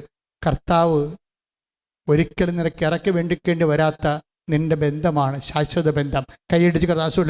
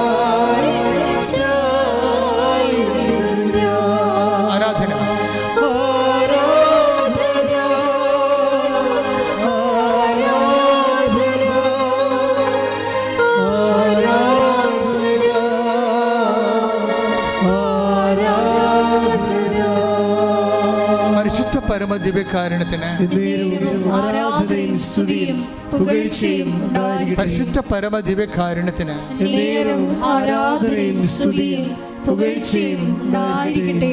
അപ്പൊ ദിവ്യ എന്ത് ചെയ്ത്? ദിവ്യ പറഞ്ഞ് ഈ കുഞ്ഞു ഒന്നും സംഭവിക്കത്തില്ല, നീ കൃപാസനം മാതാവിന് കുഞ്ഞിനെ സമർപ്പിക്കണം, എന്നിട്ട് പോയി ഉടമ്പടി എടുക്കാൻ പറഞ്ഞ്. അപ്പോൾ ഈ രണ്ടുപേരും മുടന്തിയവരാണ്. 3 പിഞ്ചു കുഞ്ഞുങ്ങളും ഉണ്ട് അവർക്ക്. ഈ 3 പിഞ്ചു കുഞ്ഞുങ്ങളെയും കൊണ്ട് ഈ മുടന്തനായ ഭർത്താവും മുടന്തനായ ഭാര്യയും ഗർഭിണിയായി വയറും വലിച്ചുകൊണ്ട് ഉടമ്പടി എടുക്കാൻ വരും. പക്ഷെ അവർ മുകളിൽ കയറും, പക്ഷെ ഉടമ്പടി അവർക്ക് എടുക്കാൻ പറ്റത്തില്ല. അവർക്ക് ഇരിക്കാൻ പറ്റണില്ല. അവർക്ക് ഇരിക്കാൻ പറ്റണില്ല. അവർക്ക് ഇരിക്കാൻ പറ്റാതെ പകുതി ഉടമ്പടി ക്ലാസ് ആകുമ്പോൾ അവർ ഇറങ്ങി കഷ്ടപ്പെട്ട് വേദനിച്ച് അവർ ഇറങ്ങിപ്പോരും. ഇറങ്ങി നേർച്ച വസ്തുക്കളൊക്കെ മേടിച്ചുകൊണ്ട് പോകും. ബാക്കിയുള്ള ഉടമ്പടി അല്ലാത്ത നേർച്ച വസ്തുക്കൾ കിട്ടത്തില്ലേ, അതൊക്കെ വാങ്ങിച്ചുകൊണ്ട് പോകും. എന്നിട്ട് പിന്നീട് അവരെ ആ നേർച്ച വസ്തുക്കളൊക്കെ ഉപയോഗിച്ചും പ്രാർത്ഥിച്ചുമൊക്കെ ഈ ദിവ്യയുടെ കൂടെ, അതൊരു മെൻറ്റർഷിപ്പല്ലേ ഉള്ളത്, അവിടെ കൂടെ ഇവളുടെ ഡെസ്റ്റിനേഷനിലേക്ക് അവൾ പോവുകയാണ്. അവൾ അവസാനം ആശുപത്രി പോകും, ഓപ്പറേഷൻ നടത്തും. ആ സമയത്തെല്ലാം കുഞ്ഞിൻ്റെ വയറ്റിലെ ആരുടെങ്കിലും വാങ്ങിച്ച് തൈലം പൂശും, പ്രാർത്ഥിക്കും, ഉപ്പ് ഭക്ഷണത്തിൽ അവൾ കഴിക്കും, കൃപാസനം മാതാവിൻ്റെ കാശുരൂപം സൂക്ഷിക്കും. അപ്പോൾ മാതാവിൻ്റെ സാന്നിധ്യം എന്ന് മാത്രമായിട്ട് ഈ കുഞ്ഞിനെ 28 ദിവസം ഇവൾ കാണത്തില്ല. പക്ഷേ കുഞ്ഞ് പ്രസവിച്ച് കഴിയുമ്പോൾ അല്ലെങ്കിൽ ഓപ്പറേറ്റ് ചെയ്ത് കഴിയുമ്പോൾ അമ്മ ഈ പറഞ്ഞ പോലെ തന്നെ കുഞ്ഞിൻ്റെ ചങ്കിലോട്ട് കയറിയിരുന്ന കുടലിനെ താഴേക്കിറക്കിയിട്ട് നോർമൽ ബോഡിയാക്കി കളയും. അപ്പം അത് കർത്താവ് കൂടെ ഉണ്ടാകും. അതാ കർത്താവിന് വേണ്ടി ഒരു കാര്യം വിശ്വാസം പ്രഖ്യാപിച്ചു കഴിഞ്ഞാൽ എല്ലാവരും ഇട്ടച്ചും പോയാലും കർത്താവ് ഇട്ടച്ചും പോകത്തില്ല, അത് കർത്താവ് ചെയ്യും. പക്ഷെ ചെയ്യുമെങ്കിലും ചെറിയ ഒരു ബ്ലീഡിങ് വരും ഉള്ളിൻ്റെ ഉള്ളിൽ. അതായത് അകത്തെ വാൽവിൽ ഒരു ചേഞ്ചിങ് വന്നിട്ട് ചെറിയ ഒരു ബ്ലീഡിങ് വരും. അതായത് അത് 28 ദിവസം ഇങ്ങനെ അവർ വെന്റിലേറ്ററല്ല ICUവിൽ കിടക്കും. അപ്പോൾ 28 ദിവസം കുഞ്ഞിനെ കാണാൻ പറ്റത്തില്ല അവർക്ക്. അപ്പം 28 ദിവസം ട്രീറ്റ്മെൻറ്റിൽ കിടക്കുമ്പോൾ കാശുരൂപം മാത്രം കുഞ്ഞിൻ്റെ തൊട്ടിൽ വെച്ച് കൊടുക്കും മാതാവിൻ്റെ. അമ്മയോട് പറയും, അമ്മേ എനിക്ക് കുഞ്ഞിനെ കാണാൻ പറ്റത്തില്ല, പക്ഷേ അമ്മയ്ക്ക് കുഞ്ഞിനെ കാണാൻ പറ്റും. അമ്മ ഈ കുഞ്ഞിനെ സുഖപ്പെടുത്തി എനിക്ക് 4ാമത്തെ കുഞ്ഞായിട്ട് തിരിച്ചു തരണമെന്ന് പറയും. അപ്പം ഇങ്ങനെ ഓരോ സമയത്തും നല്ല മെൻറ്ററെ പോലെ ഈ ദിവ്യ ഇവരെ സപ്പോർട്ട് ചെയ്തുകൊണ്ടിരിക്കും. പിന്നെ ഭർത്താവും അവരെ പോലെ ഭർത്താവിന് അവളുടെ ഹെൽത്ത് ഉദ്ദേശിച്ചിട്ടാണ് അയാളങ്ങനെ പറഞ്ഞതെങ്കിലും ആ വിശ്വാസ പ്രഖ്യാപനത്തിൽ കുടുംബം മൊത്തമായിട്ട് വിജയിക്കും. ഈ കുഞ്ഞിനെ ജീവനോടെ കിട്ടി അവർ കഴിഞ്ഞ ദിവസം ഇവിടെ ഒന്ന് സാക്ഷ്യം പറയും. അതിൻ്റെ അകത്ത് ഒന്ന് കഴിഞ്ഞ ശനിയാഴ്ചത്തെ വലിയ ശനിയാഴ്ച വന്ന ഒരു സാക്ഷ്യമാണ്. ഒരു കൊല്ലം ദൈവം അവരിൽ പ്രവർത്തിച്ചിട്ട് ദൈവം ആ ഫയൽ ഭയങ്കരമായിട്ട് നല്ല ക്ലിയറായിട്ട് ക്ലോസ് ചെയ്യുന്നുണ്ട്, ഭംഗിയായിട്ട് ക്ലോസ് ചെയ്യുന്നു. അവർ സുവിശേഷത്തിന് വലിയ സാക്ഷികളായിട്ട് അവരെ മാറ്റുന്നു. പക്ഷെ അവിടെ വരണത് ഇക്കാലങ്ങളിൽ നമ്മൾ കണ്ടിരിക്കുന്നത് ഈ വീണു പോകുന്ന ആൾക്കാരെ ദൈവത്തിൻ്റെ നാമത്തിൽ വിശ്വാസത്തിൽ ഉറപ്പിച്ച് നിർത്തുന്ന അതിനാണ് മെൻറ്റർ എന്ന് പറയണത്. ഉടമ്പടിയിലെ പ്രഖ്യാപിതമായ ദൈവദൗത്യമാണ് മെൻറ്ററിങ് എന്ന് പറയുന്നത്. മരിയൻ മെൻറ്റർ, അതായത് ക്രിസ്തുവിലെ ഒരാളെ താങ്ങി നിർത്തുക, വിശ്വാസ വീഴ്ചകളിൽ വീണു പോകാതെ നിലനിർത്തുക, ക്രിസ്തുവിനെ അറിയിക്കുക, അറിഞ്ഞവരെ ആഴപ്പെടുത്തുക. ഇങ്ങനെയുള്ള ഒരു വലിയ നടപടിക്രമമാണ് എന്നെ ഇവിടെ എത്തിച്ചത്. മാതാവ് പ്രത്യക്ഷപ്പെടുന്ന രീതിയിലും ഉടമ്പടി പ്രാർത്ഥന നൽകുന്ന രീതിയിലും അതിൽ 10,000 സാക്ഷ്യം വഹിച്ചുകൊണ്ട് ദൈവത്തെ കൈമാറ്റി മാറുന്ന രീതിയിലേക്ക് ഉയർത്തിയതിൻ്റെ പേരിൽ ഈ മെൻറ്ററിങ് ആവുള്ളത്. എന്താ, ഞാൻ എൻ്റെ കുഞ്ഞുനാളിൽ 6ാം ക്ലാസ്സിൽ പഠിക്കുമ്പോൾ ഞങ്ങളുടെ ഒക്കേഷൻ പ്രൊമോട്ടറായിട്ട് ദേവിളിയുടെ പ്രൊമോട്ടർ അവിടെ വരും. അങ്ങേരെന്ന് പറഞ്ഞ വാക്ക് ബോർഡിൽ എഴുതിയിട്ട് ഞാൻ ഇപ്പോൾ ഓർക്കുന്നുണ്ട്. നിങ്ങൾ ലോകം മുഴുവനും പോടാം, എല്ലാ സൃഷ്ടികളോടും സുവിശേഷം പ്രസംഗിക്കണം. അപ്പം ഞാൻ ഫ്രണ്ട് ബെഞ്ചിൽ ഇരിക്കുകയാണ്. ഞാൻ എല്ലാ കാലങ്ങളിലും ഫ്രണ്ട് ബെഞ്ച്, ചെറിയ പൊക്കമായ ഇല്ല ആരോഗ്യമില്ലാത്ത കൊണ്ട് എപ്പോഴും നമ്മൾ ഫ്രണ്ടിലെയാണ് ഇരിക്കണത്. ബാക്കിൽ പോയ പിള്ളേർ തള്ളി തന്നെ മാറ്റും അവിടെ നിന്ന്. അവിടെ ഞാൻ പിന്നെ മുമ്പിൽ തന്നെ വന്നിരിക്കും എല്ലാ കാലങ്ങളിലും. അപ്പോഴേ അവിടെ ഞാൻ ആദ്യം കണ്ട വാക്കാണ് നിങ്ങൾ. അന്ന് എനിക്ക് വചനമൊന്നും അറിയാൻ പാടില്ല. അന്ന് വചനം മലയാളത്തിലാക്കിയിട്ടുമില്ല. ഏവങ്കേലിയം എന്ന് പറഞ്ഞ് ബൈബിളിൽ പള്ളിയിലൊരു പുസ്തകമുണ്ട്, അത് നമുക്കൊന്നും വായിക്കാൻ കിട്ടത്തില്ല. അപ്പോഴേ ആ ഒരു കാലമായിരുന്നു 66 മറ്റേ കാലം. അപ്പം നിങ്ങൾ ലോകം മുഴുവനും പോവുക, എല്ലാ സൃഷ്ടികളോടും സുവിശേഷം പ്രസംഗിക്കുക. അപ്പോൾ എൻ്റെ മനസ്സിൽ വന്നതാണ് ഇങ്ങനെ കർത്താവിനെ എല്ലാവരെയും അറിയിക്കണമെന്ന്. അത് എനിക്കറിഞ്ഞിട്ട് ഞാൻ എൻ്റെ മനസ്സിൽ തന്നതല്ല, ദൈവം മനഃപൂർവ്വം ഇടിച്ചു കുത്തി എൻ്റെ മനസ്സിലോട്ട് ഇറക്കി തന്നതാ. ഇതാണ് നിൻ്റെ വഴി, നീ ഇതിലേ പോകാൻ പറഞ്ഞത്. പിന്നെ ഞാൻ 10ാം ക്ലാസ്സിലെത്തിയപ്പോൾ യേശുദാസച്ചൻ വന്ന് IMS മരിച്ചുപോയി. ഇപ്പോൾ അദ്ദേഹം വന്ന് ബോർഡ് എഴുതിയ വാക്കാണ്, വിളവ് അധികം വേലക്കാരോ ചുരുക്കം. വിളവിൻ്റെ വയലിലേക്ക് വേലക്കാരെ വിളിക്കാനും പ്രാർത്ഥിക്കണം, അപ്പോഴും കർത്താവിൻ്റെ വേലക്കാരനാകണം എന്നുള്ള ചിന്ത. അത് ഞാൻ മൈനസ്സമാരി ചേർന്നിട്ട് എൻ്റെ പഴയ നോട്ട് പുസ്തകങ്ങളുടെ ബാക്കി 10ാം ക്ലാസ്സിൽ പഠിച്ച് എഴുതി മാറ്റിയതിൻ്റെ ബാക്കി എല്ലാ നോട്ട് പുസ്തകത്തിൻ്റെ ബാക്കിൽ 5-8 പേജ് എഴുതാത്തതുണ്ടാകും. അപ്പം ഞാൻ വീട്ടിൽ നിന്ന് അതെല്ലാം കുത്തിക്കെട്ടിയെടുത്ത് ഓണത്തിന് പോയപ്പോൾ ആ പഴയ നോട്ട് ബുക്കിലെ പേജുകളെല്ലാം കുത്തിയെടുത്ത് ബ്ലേഡ് കൊണ്ട് മുറിച്ചെടുത്തിട്ട് അതിന് തന്നെത്താൻ ഒരു ബൈൻഡൊക്കെ ഒപ്പിച്ച് ഒരു നോട്ട് ഡയറി പോലെ ഞാൻ സൂക്ഷിക്കുമായിരുന്നു. അപ്പം അതിൻ്റെ അകത്ത് ആദ്യം പേജ് എഴുതിയിരിക്കണ ഇതാണ്, ലോകം മുഴുവനും പോവുക, എല്ലാ സൃഷ്ടികളോടും സുവിശേഷം പ്രസംഗിക്കുക. അന്ന് പ്രേക്ഷിത വിഷൻ സൺഡേക്ക് ലേഖനം എഴുതിയതും ഞാൻ ഈ പ്രേക്ഷിത പ്രവർത്തനത്തെക്കുറിച്ചാണ്.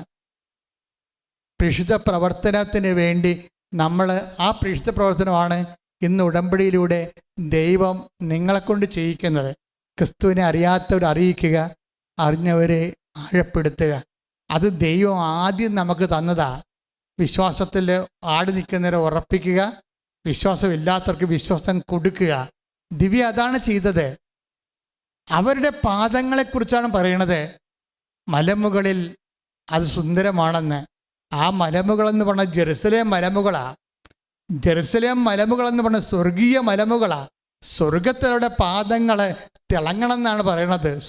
ശ്രുതികട്ടെ ഹല്ലേലൂയ. ഹല്ലേലൂയ ഹല്ലേലൂയ ഹല്ലേലൂയ. യേശുവേ നന്ദി. ഹല്ലേലൂയ ഹല്ലേലൂയ ഹല്ലേലൂയ. യേശുവേ ആരാധന ആരാധന ആരാധന. ഉന്നതനേ അത്യുന്നതനേ നിന്നെ പോലൊരു ദൈവമില്ല. ഉന്നതനേ അത്യുന്നതനേ നിന്നെ പോലൊരു ദൈവമില്ല. അത്ഭുതമാ അതിശയമാ നീ മാത്രമേ ദൈവമെന്നും. അത്ഭുതമാ അതിശയമാ നീ മാത്രമേ ദൈവമെന്നും. എല്ലാവരും എഴുന്നേൽക്കുക. എല്ലാവരും എഴുന്നേൽക്കുക. രോഗസൗഖ്യ പ്രാർത്ഥനയ്ക്ക് പ്രവേശിക്കുകയാണ്. കൈകൾ ഇവിടെ അടുത്ത് വെക്കുക. അറിയാവുന്ന വിശ്വപ്രമാണം ചെയ്യുക. അല്ലാത്തവരെ യേശുവെ സ്വസ്ത്രം, യേശുവെ നന്ദി എന്നും സ്തുതിക്കുക. അച്ഛൻ നിങ്ങളുടെ കൈകളിലേക്ക് കർത്താവിൻ്റെ തിരുരക്തത്താൽ അഭിഷിക്തരാകാൻ വേണ്ടി പ്രാർത്ഥിക്കുന്ന സമയമാണ്. സ്തുതികട്ടെ ഹല്ലേലൂയ. ഹല്ലേലൂയ ഹല്ലേലൂയ ഹല്ലേലൂയ. യേശുവേ നന്ദി. നല്ലവനായ യേശുവിൻ്റെ ഉന്നതമായ നാമത്തിന് സ്വസ്ഥം ചെയ്യുന്ന കർത്താവേ, കർത്താവേ നിൻ്റെ വിശുദ്ധമായ രക്തം കർത്താവേ അങ്ങയുടെ കൈകളിലേക്ക് തളിക്കണമെന്ന് പ്രാർത്ഥിക്കുന്നു. കർത്താവ് ഈ കൈകൾ അവരുടെ ശരീരത്തിൽ വെച്ച് പ്രാർത്ഥിക്കുമ്പോൾ അവരാരെക്കുറിച്ച് ഓർക്കുന്നു അവർക്ക് വേണ്ടി കൂടി കർത്താവെ ദൈവിക ശക്തിയുടെയും സൗഖ്യത്തിൻ്റെ ഉപകരണമായി കൈകളെ മാറ്റണമെന്ന് പ്രാർത്ഥിക്കുന്നു. ശ്രുതികട്ടെ ഹല്ലേലൂയ. ഹല്ലേലൂയ ഹല്ലേലൂയ ഹല്ലേലൂയ. യേശുവേ ആരാധന. ഹല്ലേലൂയ ഹല്ലേലൂയ ഹല്ലേലൂയ ഹല്ലേലൂയ ഹല്ലേലൂയ. ഹല്ലേലൂയ ഹല്ലേലൂയ ഹല്ലേലൂയ. യേശുവേ സ്തുതി. ഹല്ലേലൂയ ഹല്ലേലൂയ. നാഥാവരേ എന്നിൽ നിറയണമേ. നാഥാവരേ സൗഖ്യം നൽകണമേ. നാഥാവരേ എന്നിൽ നിറയണമേ. നാഥാവരേ സൗഖ്യം നൽകണമേ. എൻ്റെ പ്രിയപ്പെട്ടവരെ, രണ്ട് കൈകളാണ് നെഞ്ചിൽ വെച്ചുകൊണ്ട് ശരീരമെങ്ങനെ മുഴുവനായിട്ട് ഉച്ച മുതൽ ഉള്ളംകാൽ വരെ കർത്താവിനെ ഏൽപ്പിക്കുന്ന രീതിയിൽ പ്രാർത്ഥിക്കുക. കർത്താവേ കർത്താവേ എൻ്റെ കൈകള് നെഞ്ചിൽ പിണച്ചു വെച്ച് എൻ്റെ മുഴുവൻ ശരീരവും ഉച്ച മുതൽ ഉള്ളംകാൽ വരെ അങ്ങയുടെ സൗഖ്യത്തിനായി സമർപ്പിക്കുന്നു.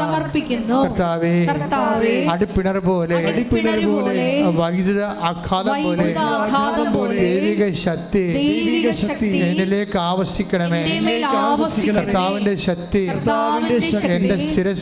എൻ്റെ ശിരസിലും തലച്ചോറിലും ചെവികളിലും കേൾവിയുടെ കഴിവുകളിലും കാഴ്ചയുടെ കഴിവുകളിലും തൊണ്ടയിലും സംസാര ശേഷിയിലും എല്ലാ വൈകല്യങ്ങളെയും അങ്ങ് ഏറ്റെടുക്കണമേ. ശ്വാസകോശങ്ങളെ അങ്ങ് സ്പർശിക്കണമേ. ആന്തരിക അവയവങ്ങളെ അങ്ങ് സ്പർശിക്കണമേ.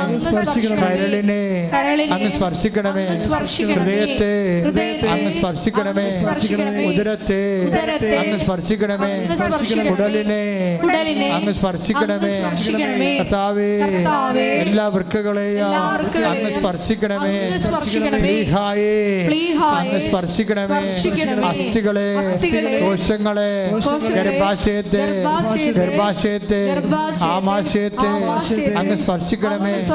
അസ്ഥികളെ അസ്ഥിപ്രദേശങ്ങളെ അങ്ങ് വസ്തിപ്രവേശങ്ങളെ അങ്ങ് സ്പർശിക്കണമേ. കർത്താവേ, ദൈവത്തിന്റെ കൃപ ഉച്ച മുതല് ഉള്ളംകാല് വരെ കർത്താവിന്റെ ശക്തി ഒഴുകട്ടെ. അസ്ഥിബന്ധങ്ങളിലെ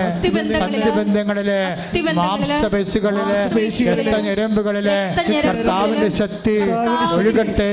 മാരക രോഗങ്ങള്, തീരാവേദികള് യേശുവിന്റെ നാമത്തിലെ ഈ നിമിഷം മാറിപ്പോകട്ടെ. ശ്രദ്ധിക്കട്ടെ.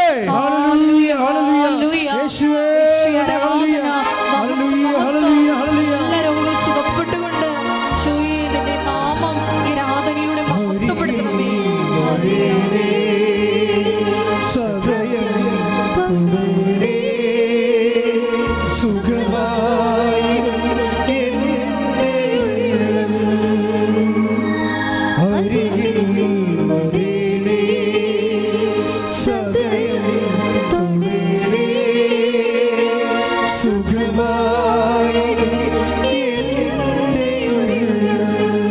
പരിശുദ്ധ പരമദിവ്യകാരുണ്യത്തിന് ആരാധനയും സ്തുതിയും പുകഴ്ചയും ഉണ്ടായിരിക്കട്ടെ. പരിശുദ്ധ പരമദിവ്യകാരുണ്യത്തിന് ആരാധനയും സ്തുതിയും പുകഴ്ചയും ഉണ്ടായിരിക്കട്ടെ. മക്കളെ, ജോലിയില്ലാത്തവര്, വീടില്ലാത്തവര്,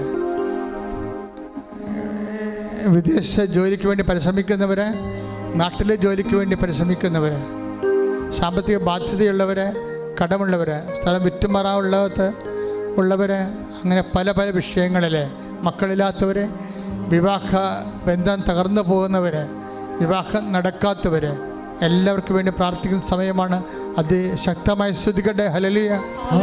കർത്താവിന്റെ ഉന്നതമായ നാമത്തിന് സ്വന്തം ചെയ്യുന്ന കർത്താവേ, കർത്താവിൻ്റെ വിശുദ്ധ പൗരോഹിത്യം മഹത്വപ്പെടുന്ന കർത്താവേ, കർത്താവ് സഭയിലുള്ള സാന്നിധ്യം പ്രകടമാക്കണ കർത്താവേ. മക്കൾ ഇല്ലാത്തവർ, വിവാഹം നടക്കാത്തവർ, വീടില്ലാത്തവർ, സ്ഥലമില്ലാത്തവർ, വഴിയില്ലാത്തവർ, കർത്താവ് ജോലിയില്ലാത്തവർ, കർത്താവ് കേസിൽ അകപ്പെട്ടു പോയവർ, ജയിലകപ്പെട്ടു പോയവർ, സാമ്പത്തിക ബാധ്യതകളെ വിഷമിക്കുന്നവർ, കർത്താവ് വിദ്യാഭ്യാസത്തിൽ കർത്താവ് തകർന്നവർ, പരീക്ഷ കഴിഞ്ഞിട്ട് റിസൾട്ട് പ്രതീക്ഷിക്കുന്നവർ, കർത്താവ് വിസ ലഭിക്കാത്തവർ, PR ലഭിക്കാത്തവർ, പലതരങ്ങൾ വിദേശ രാജ്യങ്ങളിൽ പ്രോസസ്സിംഗ് ഇരിക്കുന്നവർ, യേശു ക്രിസ്തുവിൻ്റെ ഉന്നതമായ നാമത്തിൽ സഭയുടെ അധികാരത്തിൽ കുരിശിൻ്റെ അടയാളം ജീവിതത്തിൻ്റെ ദുരിതങ്ങൾ, ജീവിതത്തിൻ്റെ തടസ്സങ്ങൾ യേശുനാമത്തിൽ മാറിപ്പോകട്ടെ. ശ്രുതികട്ടെ. ഹല്ലേലൂയ. നിൽക്കുക.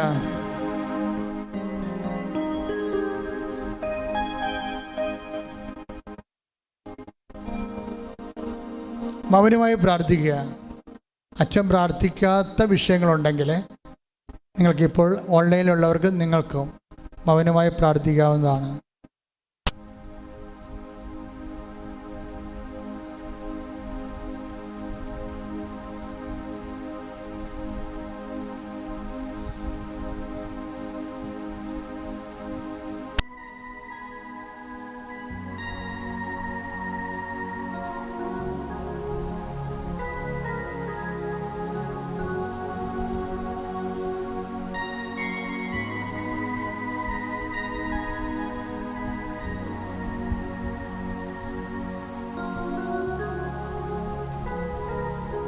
സമാപന ആശീർവാദം.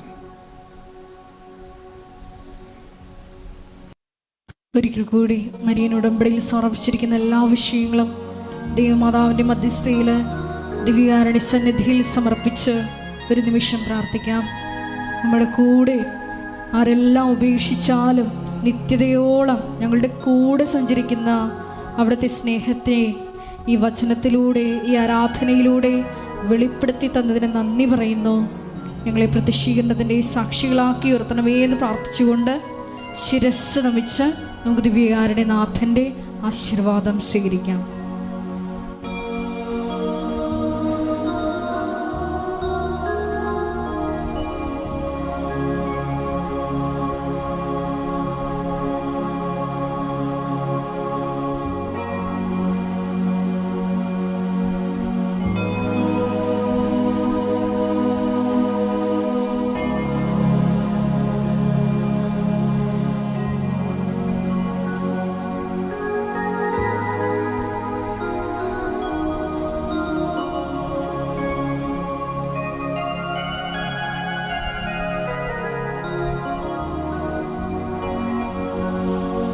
പരിശുദ്ധ പരമ